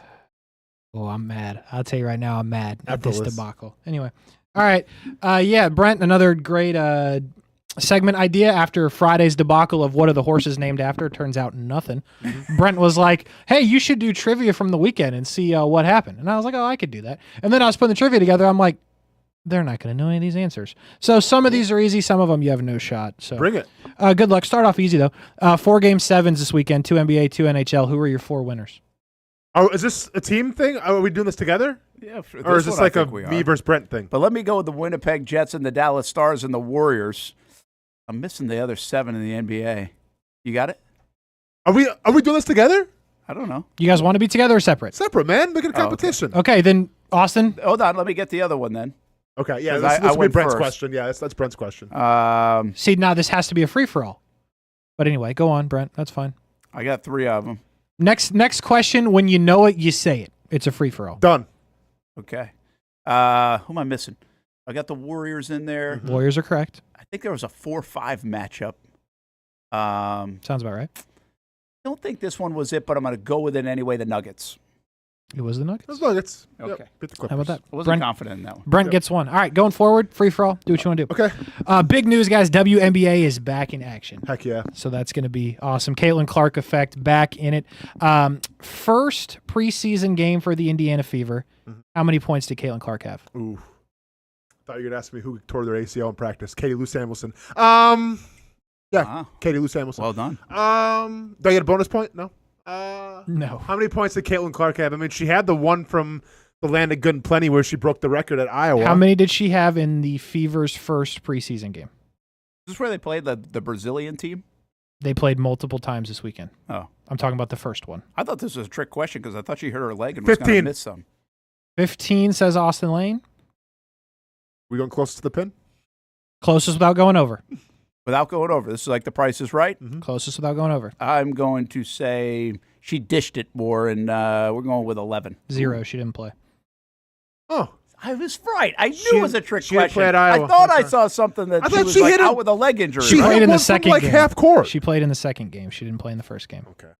All right. I wrote that question before she played in the That was second a game. bunch by the of bull. Yeah. way. Brent's favorite sport and league, Live Golf. They were in Korea. Who won Live Golf Korea? Brooks Koepka. That's not a bad guess. That's the only guy I know. That's not the only guy you know. Justin Thomas. He's not. But I'd stick with Brooks Koepka. Brooks Koepka. I think. I don't know if I saw it. John Rahm. Bryson DeChambeau. Dang. Oh. Pretty straightforward. I know him. After this Said that weekend, last night on the show too, and I totally missed screwed it. it up. Brent's got a 1-0 lead. After this weekend, who has the best record in the American League baseball? The Tigers. Wow, good. That's right. Oh, you're excited about that one. Well, because I picked the Tigers to win their division. Oh, did you? All tied up at 1. Who won the NASCAR race this weekend? Austin, you get a shot at this because I know it. Liv's favorite guy. Joey Logano. Is that who it was? That's correct. How the heck Nice. did you get that? Did you, I don't know because did you I whisper it to No, him? I suppose No, she she did. didn't. So here's what I thought. I don't know a lot of NASCAR drivers. I know Joey Logano, and I'm like, Joey Logano sounds like kind of wholesome, a dude, a younger guy, maybe like Liv would like him. So I said, and I saw her eyes light up a little bit. I'm like, yeah, Joey Logano. What state were they in? That wasn't the question, Brent. Damn right that wasn't the question. I don't like the idea that you're asking questions. Yeah. You aren't the question master. That's borderline a -1. All right, be careful. Get him. Texas. Okay. I've been to a NASCAR race in Texas. Have you? Is that Dallas Motor Speed? Is that where it was? Oh, you don't. Okay, -2. I Yeah. read the script. You can't ask the question and not know the answer. I knew it was in Texas. I asked the answer. What state? Big whoop. -2. I said, what state is it in? So what? -2. At least no Check more. out All right. Cup Date on Wednesday, by the way, 1 There we o'clock on go. the Action Thank Sports Jacks 24/7 network. All right. What was greater? The amount of runs scored by the Florida Gators baseball team in the 9th inning yesterday, Okay. or the amount of strokes Scottie Scheffler won by in the PGA Tour? Scottie Scheffler. Wow. Austin's don't- going Scheffler. I know he won by 8, He did win by 8. but I don't know how many runs. I know the Gators scored 22. I don't know how many they scored in the 9th, but I'm going to go with the Gators just to try to get this right. 11 in the 9th by the Gators. Wow. Dang it. Goes to Martineau. 9 English Premier League matches this weekend, Friday included. Mm-hmm. How many ended in a draw, a tie? Everyone likes to complain soccer always ties, so what do you got? How many of the 9 ended in a tie? 2. Closest 2 without going over, by the way. We get the point here. Brent's going 2. 1. The answer is 3, so that'll be Brent. Dang it. Gosh, I thought you were going to block me with 3. I don't know. Yeah, that was terrible, Austin. What Hey, was come that? on, man. You Because got off to the Unless first it was one. one. Hey, I literally thought it was 1. Because I remember I saw the scores. I'm like, I don't. Funny, I didn't look at the scores this weekend. I usually try to find out like if Fulham won or something. Mm-hmm. Just check it out. Did they? I don't know. Yeah. So I didn't look at Here's any what I do know. scores. Chelsea beat Liverpool. Destroyed them. How about that? Chelsea's been weird, right? wild. They were awful in the beginning. Yes. Was that this year? Awful in the beginning, and then they've come on? Yeah. Yeah. That's correct. 2 more questions. What was the pre-race odds of the Kentucky Derby winner? Sovereignty, if you will. You go. I think I don't know this, but I don't know. know where it finished. Like, I'm going to say he was like 20-1. Not that high. Not that high.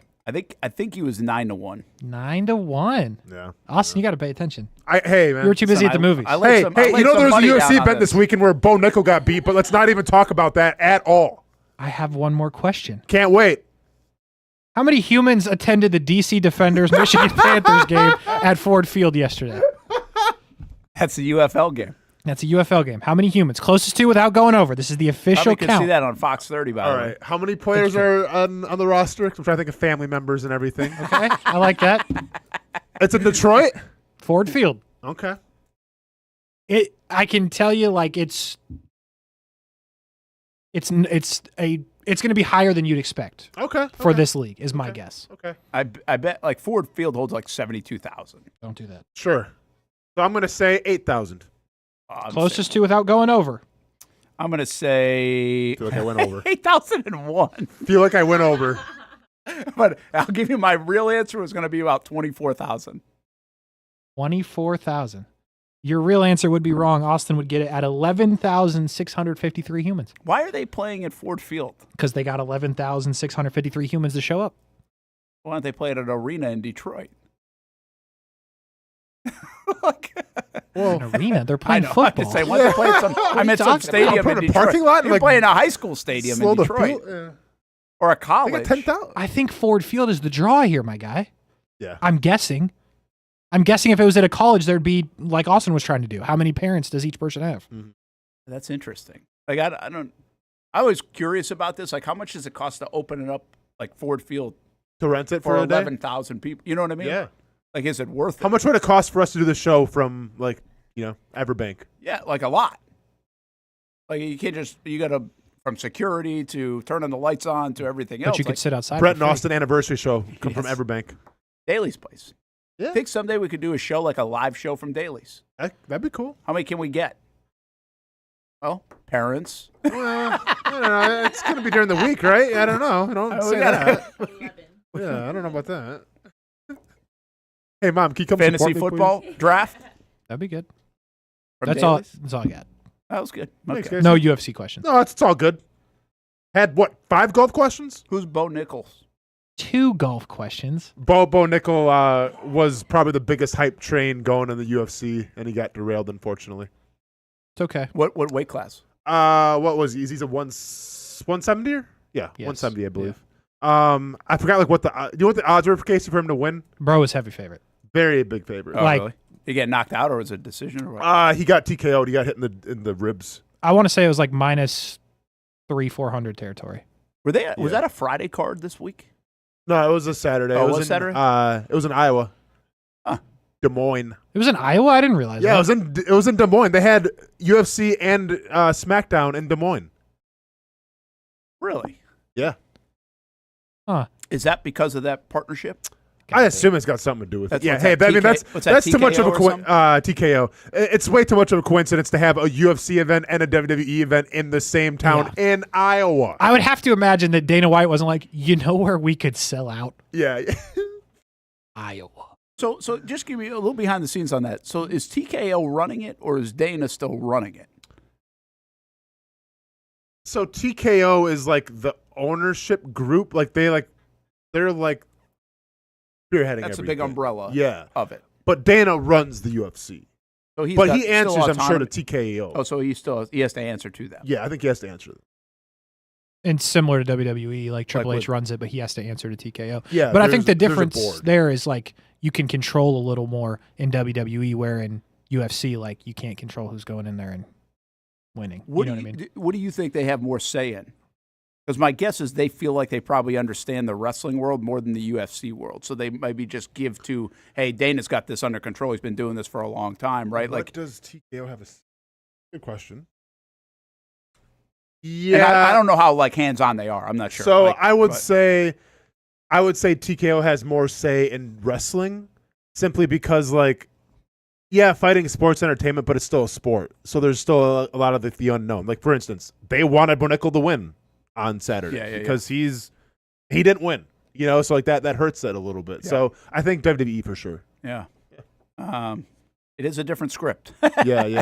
That is for sure. All right, let's do this. Catch up on a timeout. We come back. Liv's List on Cinco de Mayo here on May the 5th on the Brent Austen Show on the Action Sports Jacks 24/7 Network. And if you can't hear, Liv's excited about it.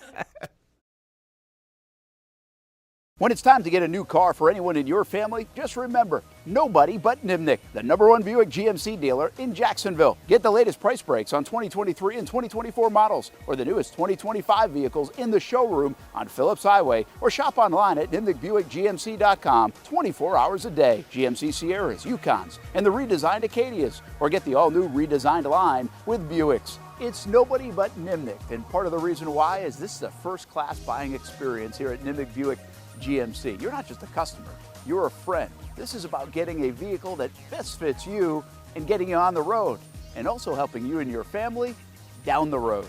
Nimnick has a treating you right guarantee, courtesy, respect, fairness. The most Buicks, GMCs, and Jacksonville's only Car Bravo dealer, nobody but Nimnick. Who has put in the most years and stands behind a better experience? Nobody but Nimnick. GMC. We are professional grade. If you look good, you feel good. And the medical professionals here at Ponte Vedra Vein and Aesthetics are here to make you feel your best. I'm on camera every week, and I have a confession to make. I'm not always confident in my appearance. So when I found out about the wide variety of procedures here at Ponte Vedra Vein and Aesthetics, I knew help was just one appointment away.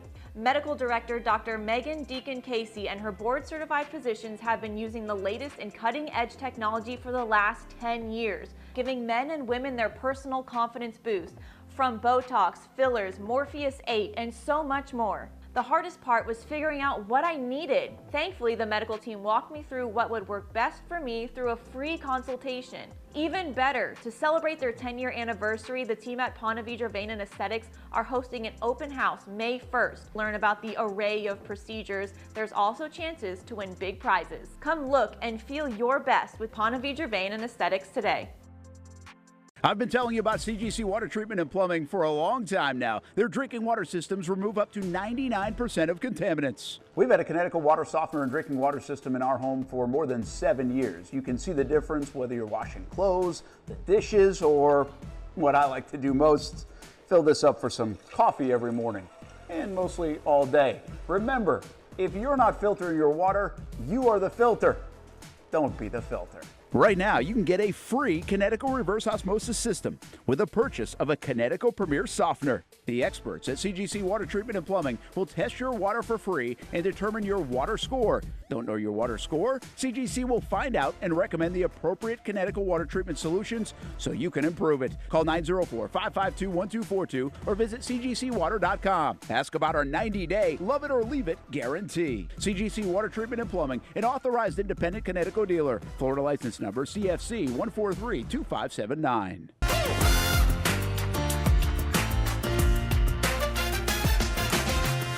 Empower a future, inspire a dream. It's a bold but simple mission for the Jacksonville Police Athletic League known as Jax Pal. Help the next generation of kids in Jacksonville shape a brighter future. Their after-school programs, teenage leadership programs. There's community outreach. This has been just an awesome opportunity to be out here with my colleagues and do something good for the community. It's really been an interesting opportunity to just see everybody work together in a way that we don't normally in the office. And there's sports.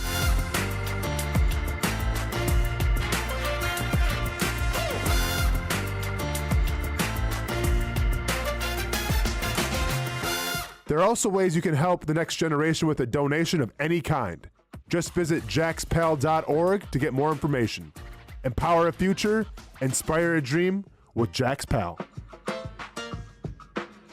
Most of us know how to throw.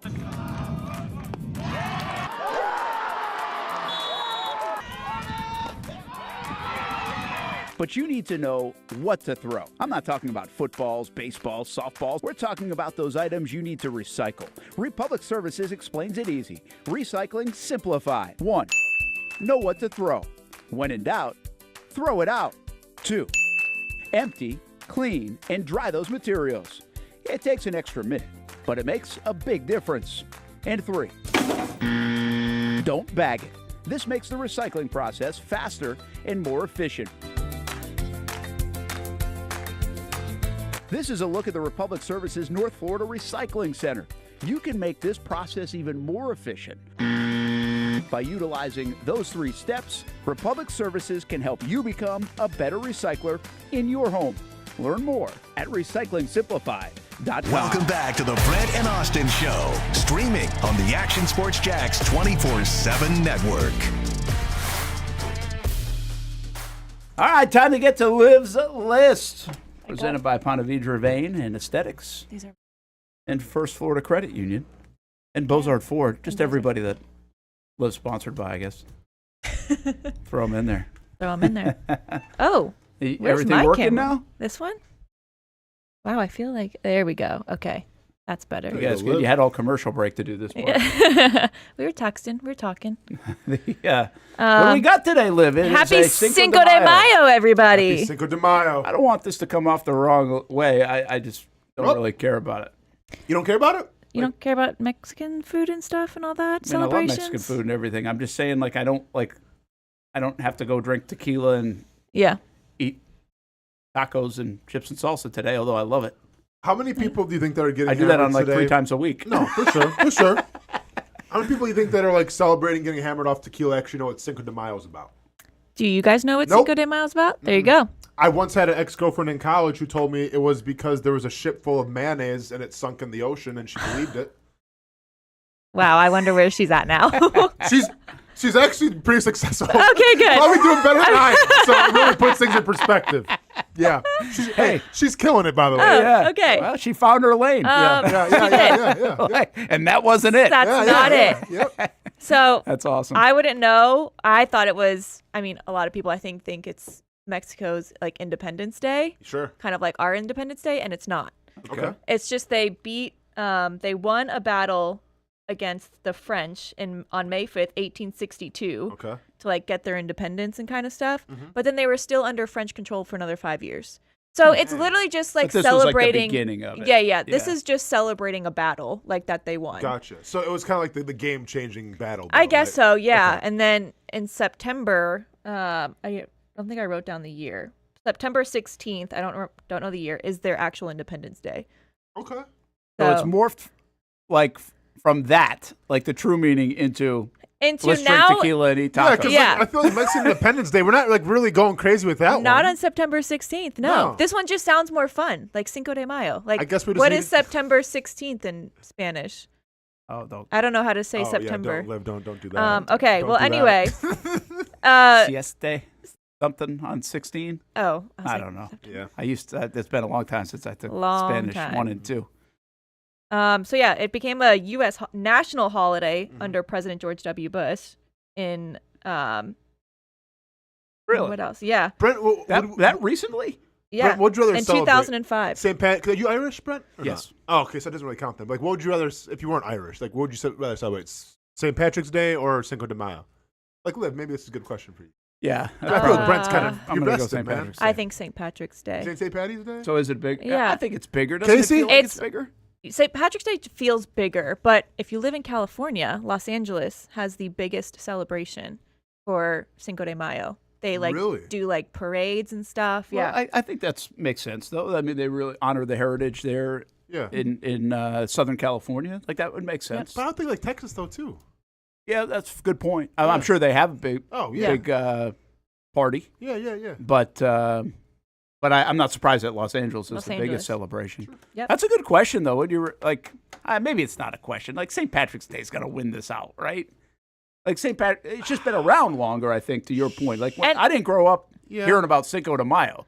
Like, when you're in elementary school growing up, you celebrate St. Patrick's Day. But to be fair, I'd rather eat like a plate full of tacos than I would like. I mean, I like corned beef and. Well, that's fair. I would but, much like- rather have Mexican food. But more people are drinking beer than tequila.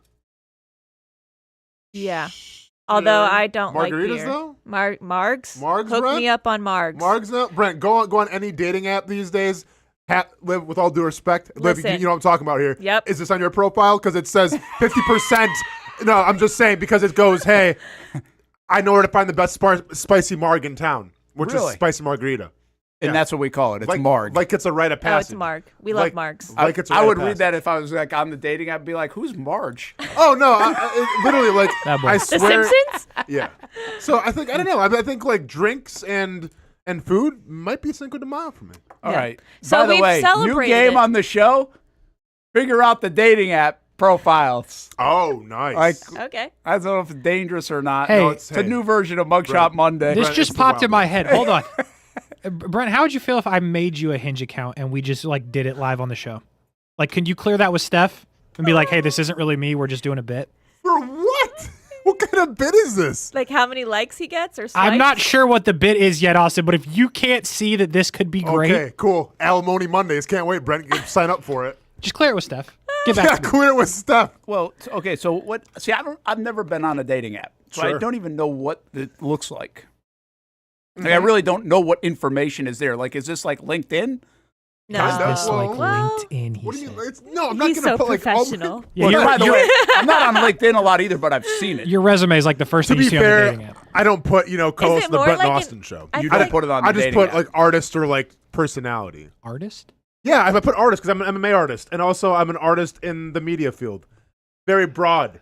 You should see Liv's eyes right now. You turned away from Liv, it, but don't give me that. I'm not gonna. She- Well, I used to play for the Jacksonville Jaguars, and now I'm a UFC fighter. Please date me. Well, Like what- no. Well, yeah, but by the No. way, like I just had a reporter in this building when I went to make coffee say, "Hey, can you hook me up with a single Jags player?" Oh, Like, it's all good. I mean, I ain't the one for her. what'd you say? Brent, because Please say yes. Oh, okay. I'm Do just- do you know why though? Because I feel like people have. or maybe you should go into the break room. Well, no. Because here's the thing. Oh, who's in Oh, there? shut it up. No, let's go. No, because I feel like people have preconceived notions when they date athletes. And yes, I played football, but like I feel like I'm not like a good catalyst for like, oh, this guy's a former NFL player. I fully respect that. You know me. Okay. I respect that. Yeah. But guess what? There are also preconceived notions about artists. Like Okay. Well, yeah. girls that are looking to date people. Like Sure. the artist doesn't make much money most of the time. Good. Yeah. Good. Because you know what? Artists are wearing the same shoes every single day of their lives. And that's what I'm doing. So there you go, man. I'm Artist. just saying. Like, I don't. How many people are clicking on artist profiles? Oh, Brent. Oh, there's enough. Brent. Oh, so naive. Do you want to go over the lineup right now? I think we just need to go over Austin's. Oh, the bid is better if it's Austin's real account. I'm just saying, if you thought my emails not checking those are bad, you should see how many like unchecked profiles I have that have requested me, Brent. By the way, like if I'm going to do this date, if I'm going to like put a profile on, hell yeah, I'm be like I'm on TV. Oh, definitely. Bragging all day. So this is what we're gonna do, Casey. We're gonna connect my dating app profiles to like the big screen. Yep. And then we're gonna vet through the people that Yep. And then we're gonna get sued. Why? Because I feel like you can't do that. I feel like you can't put them on blast. Yeah, you can't put people on blast. Oh, but you guys were okay with Mugshot Mondays because they deserve to be on blast. They got arrested. Don't get arrested. You don't get put on blast. How are we putting them on blast? We're just saying yes or no. Like, Live. Okay, can we swipe on? Listen. I don't know. If they're hesitating, I don't think it's going to work. It feels wrong. I don't even understand what you're talking about right now, but It feels wrong. Basically, what I'm trying to do is make the show go viral. Yeah, I know. And what you guys are trying to do is tear me down they're at involved. every bit. They're involved, so they don't want any part of it. Exactly. Yeah, Scared. I don't mean they're involved. I got I'm a just saying they're reputation. involved in the dating That's app. fair. Yeah, Brent, you're married to have kids. Like we're putting everything on the line here. Like I'll sign off on creating a dating app for me. I don't know if Steph will. I don't think that would be a good idea. You don't think so? Steph might find Would it you funny. be pumped if she got a dating? No, no. No, but she's not. It's not a bit. Yeah, Steph No, is it so is a chill. bit. It actually is a bit. No, it's not a bit for Steph. Like, I was just confirming it is a bit. You're still staying no, married. for You're me, still married. it's not a bit for Steph. This has to hold up in court one day when the Like- alimony's. This was supposed to be a bit. Steph's home. Like when I'm at work, like who knows, right? I gotta be separate. This is in front of everybody. Yeah. Fair. I can't believe Brent's on board and Austin's not. I feel like Steph though That's is sad. so chill she wouldn't care. Well, first of all, it'll probably take her a couple months to realize it, That too. and secondly, she'll just roll her eyes. Yeah, I feel like that's more And Steph's style.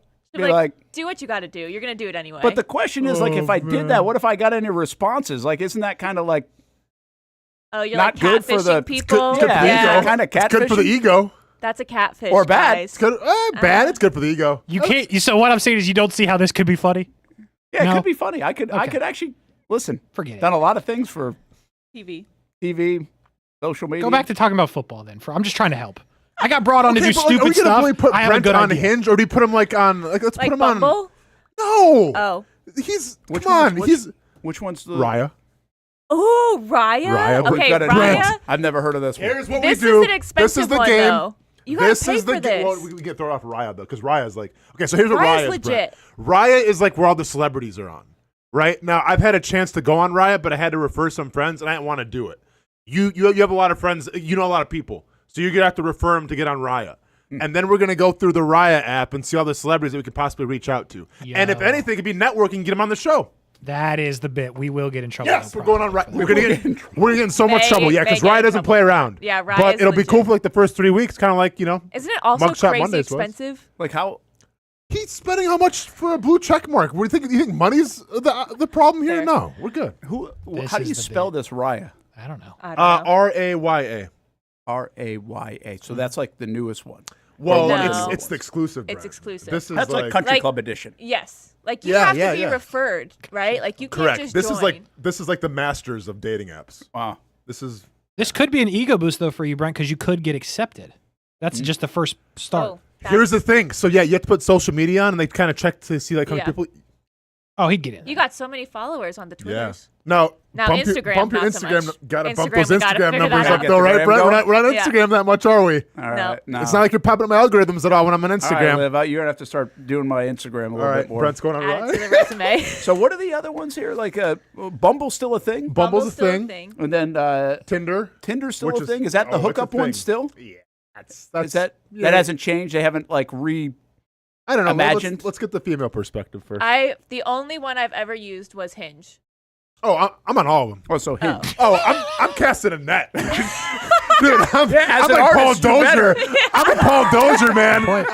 I'm trolling in these waters. You know what I'm Bring saying? Dozier into this. I He got- doesn't want to be in this. He's I got- happily married. I got 10 poles getting pulled behind the boat, and we're just going through the water, Got lots of going mahi. through that wake, just trying to snag something, you know? Let's go fishing. The Monday edition.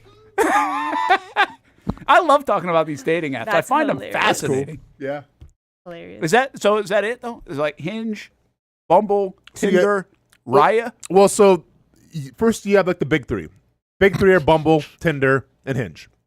Then you got like the wild card, which I think is a wild card. Okay. Facebook dating. Oh. Facebook dating. Is that an Facebook actual dating. thing? I didn't know that was a thing. Facebook dating is cool because you can see who you have as friends in common. Not saying I'm on there. I've heard of it.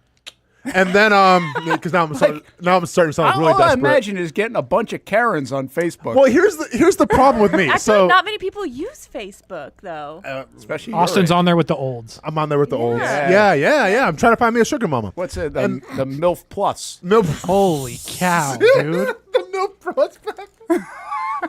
See, Casey, this is why I don't want to do this because then we're gonna have sound bites like that. That's gonna be a button. That's gotta be a button. Nope, we're That's putting gotta that. be a button. We're putting that on Twitter. And then also you got like Plenty of Fish, which is just I haven't been on that one, but what I heard Plenty of Fish. Plenty of Fish, and that one Let's is go just fishing. hey, Sponsored that's by like Baldwin. Tinder. That's like the dark web of Tinder. Oh wow! Oh. I heard it's what Plenty of Fish is. Wow. You hear? I'm sorry. That's what you hear? Dude, I'm not on Plenty of Fish. I don't have that much time in the day. I'm just Casey. checking. Okay. I don't know. Casting a net. Plenty of. All right, I signed up for it once. One more thing. One more thing about this. Yeah. All right, here's what I don't understand. Hit me If with I it. create a profile, which I'm not, but if I create a profile, and like, what happens? Do I get like it's like a text message when it's like 1 o'clock in the afternoon and somebody liked it Well, you or can- wants to talk? So or? this is my issue because I don't have like my alerts turned on. So you can turn your alerts on. So if Okay. somebody likes you, then it'll pop up.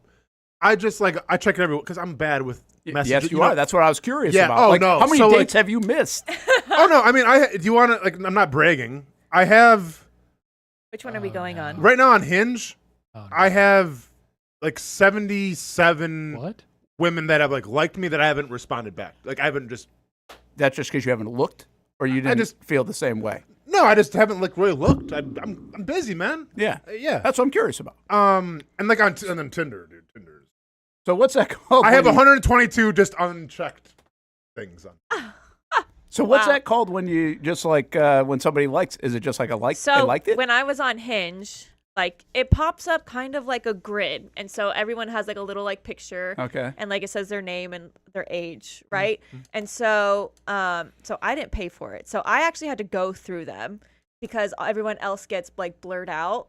So you have to like decide on your person, like yes or no, but like their profile will pop up and they can respond to like a question you put or a post you put or a picture you put, and they can respond like a comment. And that's how the kind of And conversation that's starts. how the conversation's Okay. supposed to Yeah. start, but you have to make a decision whether to comment back or just like say no. So like, how long before you're like, all right, we'll see you at Three Forks Saturday night? It all depends on the person. Totally depends on the person. Like I think I met someone maybe like a week later. And then there's other people where I'm like, I'm going to wait a little bit longer just to feel you out. Well, to I'm sure meet for you, and it's. stuff. I mean, for me, it's like. You Yeah. know, I'm fine, Yeah, it's you gonna know. be totally. Yeah. It's different being a woman. I I would feel like in this suspect, yeah. environment. For and sure. then some Absolutely. guys like I never meet, but like they're just fun to talk to. Like I'm on Instagram Oh, sure. with I'm like glad- I bet they love that. Yeah, and what I wanted to do on the bit was wrong, by the way. I bet they like that. Yep. Keep talking. Hey, like, fun to off the talk rails. yeah, to. like you're fun to talk to. Yeah, but we ain't going to Three Forks. No. But You're fun to cool. talk to.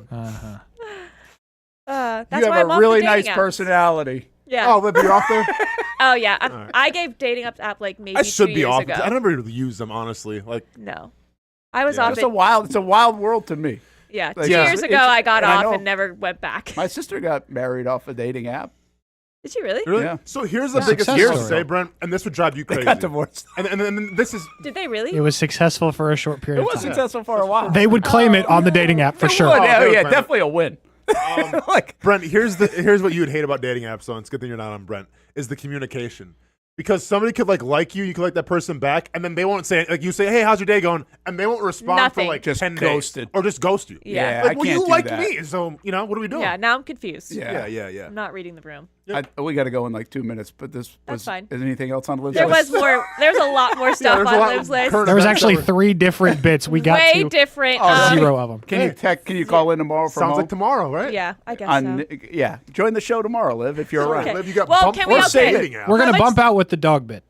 Oh no, bump out with we can do that. But Secretariat It was May We can do 5th. that. We He can do won on May 5th. What year was it? I think it says it on the tweet that I sent you or something like that. 1943 or something. It was something old. He has obviously Secretariat. So if you don't know the story behind Secretariat, but here's the video of him. Like, this was the fastest a horse ever ran at the Kentucky This was Derby. 73, by the way. I think I said 43. You did. I'm like, at least they had I like wouldn't be able to colored tell the cameras difference, back Brent, then. honestly. How do we go with So we'll it? bump out with him because it's May 5th. Kentucky Derby just happened, and I'll give you one other thing. Every single horse in Dang the it, field.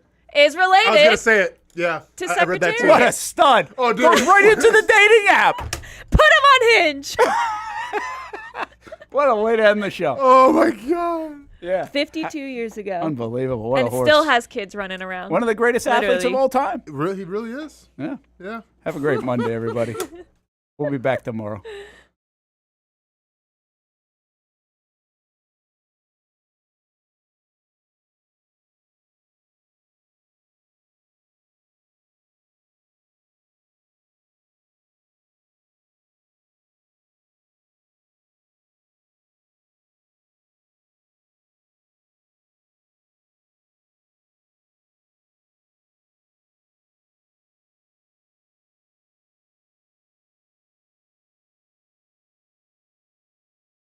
Are you about to graduate high school and haven't decided on what you want to do when you get done? Well, one option is to apply to become a student in the Electrical Training Alliance of Jacksonville. Their program offers structured classroom and online training along with on-the-job training so that you can earn while you learn. Still not convinced? The folks at ETA Jacks are a tuition-free 4-year apprenticeship program. There is no tuition and no student debt. Just pay for your books and your fees. That's it. Now, speaking of pay, students, they start off making $40,000 per year, including benefits, and they graduate, get this, making over $80,000 per year, including those sought-after benefits. Now, that sounds pretty good to me, and if that sounds good to you, it should check off a lot of boxes. So head on over to etajacks.org and apply by May 15th. Again, the website right here, etajacks.org. Don't wait, apply today. People helping people. It's at the core of what Alive Credit Union is all about, and it's been that way for over 70 years. From the start in 1954 to today, the mission remains to inspire financial wellness and give you a financially fit lifestyle. Alive Credit Union and its employees are committed to not only serving their valued members, but also our community here in Northeast Florida. I had a chance to see that commitment firsthand as Alive partnered with our Action Sports Jacks 24/7 team to bring you Armada men's and women's soccer broadcasts. Inside the 18, it is a shot, and it's a goal! Chloe Chivers. And that connection to the community continues with Alive Credit Union's support of the Police Athletic League of Jacksonville. Alive Credit Union's commitment to our community also involves serving the financial needs of all first responders through the recent merger partnership with City and Police Federal Credit Union. Join the community and become a member of Alive Credit Union today. Find out the many ways you can be inspired in financial wellness at alivecu.coop. You trust CGC to make your water great, and now you can trust CGC with your plumbing needs as well. Fast, convenient scheduling, licensed and insured. A quick call away at 904-552-1242. You never know when you're going to have an issue with a shower, toilet, or maybe it's a sink that sometimes is easy to fix. All right, let's be honest. I'm not fixing anything. I'm totally staging this because when I have a plumbing problem, I call CGC Water Treatment and Plumbing. Trained professionals, transparent pricing, customer satisfaction. Small problem or even a bigger issue. Save 10% off any water heater plus no trip charge. The experts with 25 years of experience at CGC Water Treatment and Plumbing can do it all. Call 904-552-1242 or visit cgcwater.com. For a limited time, CGC is waiving the trip charge on all related plumbing calls. CGC Water Treatment and Plumbing, an authorized independent Connecticut dealer. Florida license number CFC 1432579. For the game day hustle and every day in between, juggling my show Jag Social to going under the Friday night lights and a social life, it's a daily tournament. But this ride, MVP status. The all-new 2024 Lincoln Nautilus isn't just my car, it's my personal locker room, office on the go, and VIP lounge on wheels. Let's talk tech.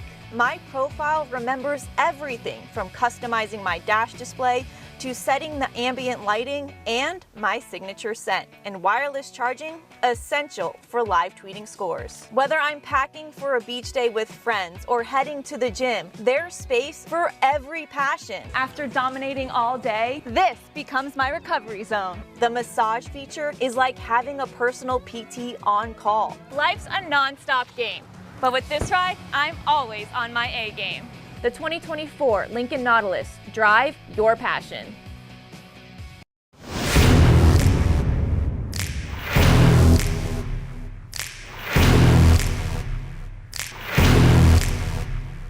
Grab some friends and go to a restaurant or head out for a drink and some conversation. Watch your favorite team play on the big screen. Or how about play some games? You can do all of that in one night at Best Bet. Each location has a different vibe, its own personality, like here at the original Best Bet in Orange Park.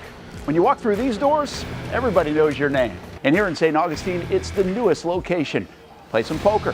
How about the table games? And don't forget about Ace's Sports Bar and Grill. And then there's the Jacksonville location right here on Monument Road. It's the biggest poker room in the state of Florida. Maybe you'll find yourself a seat right here at the final table.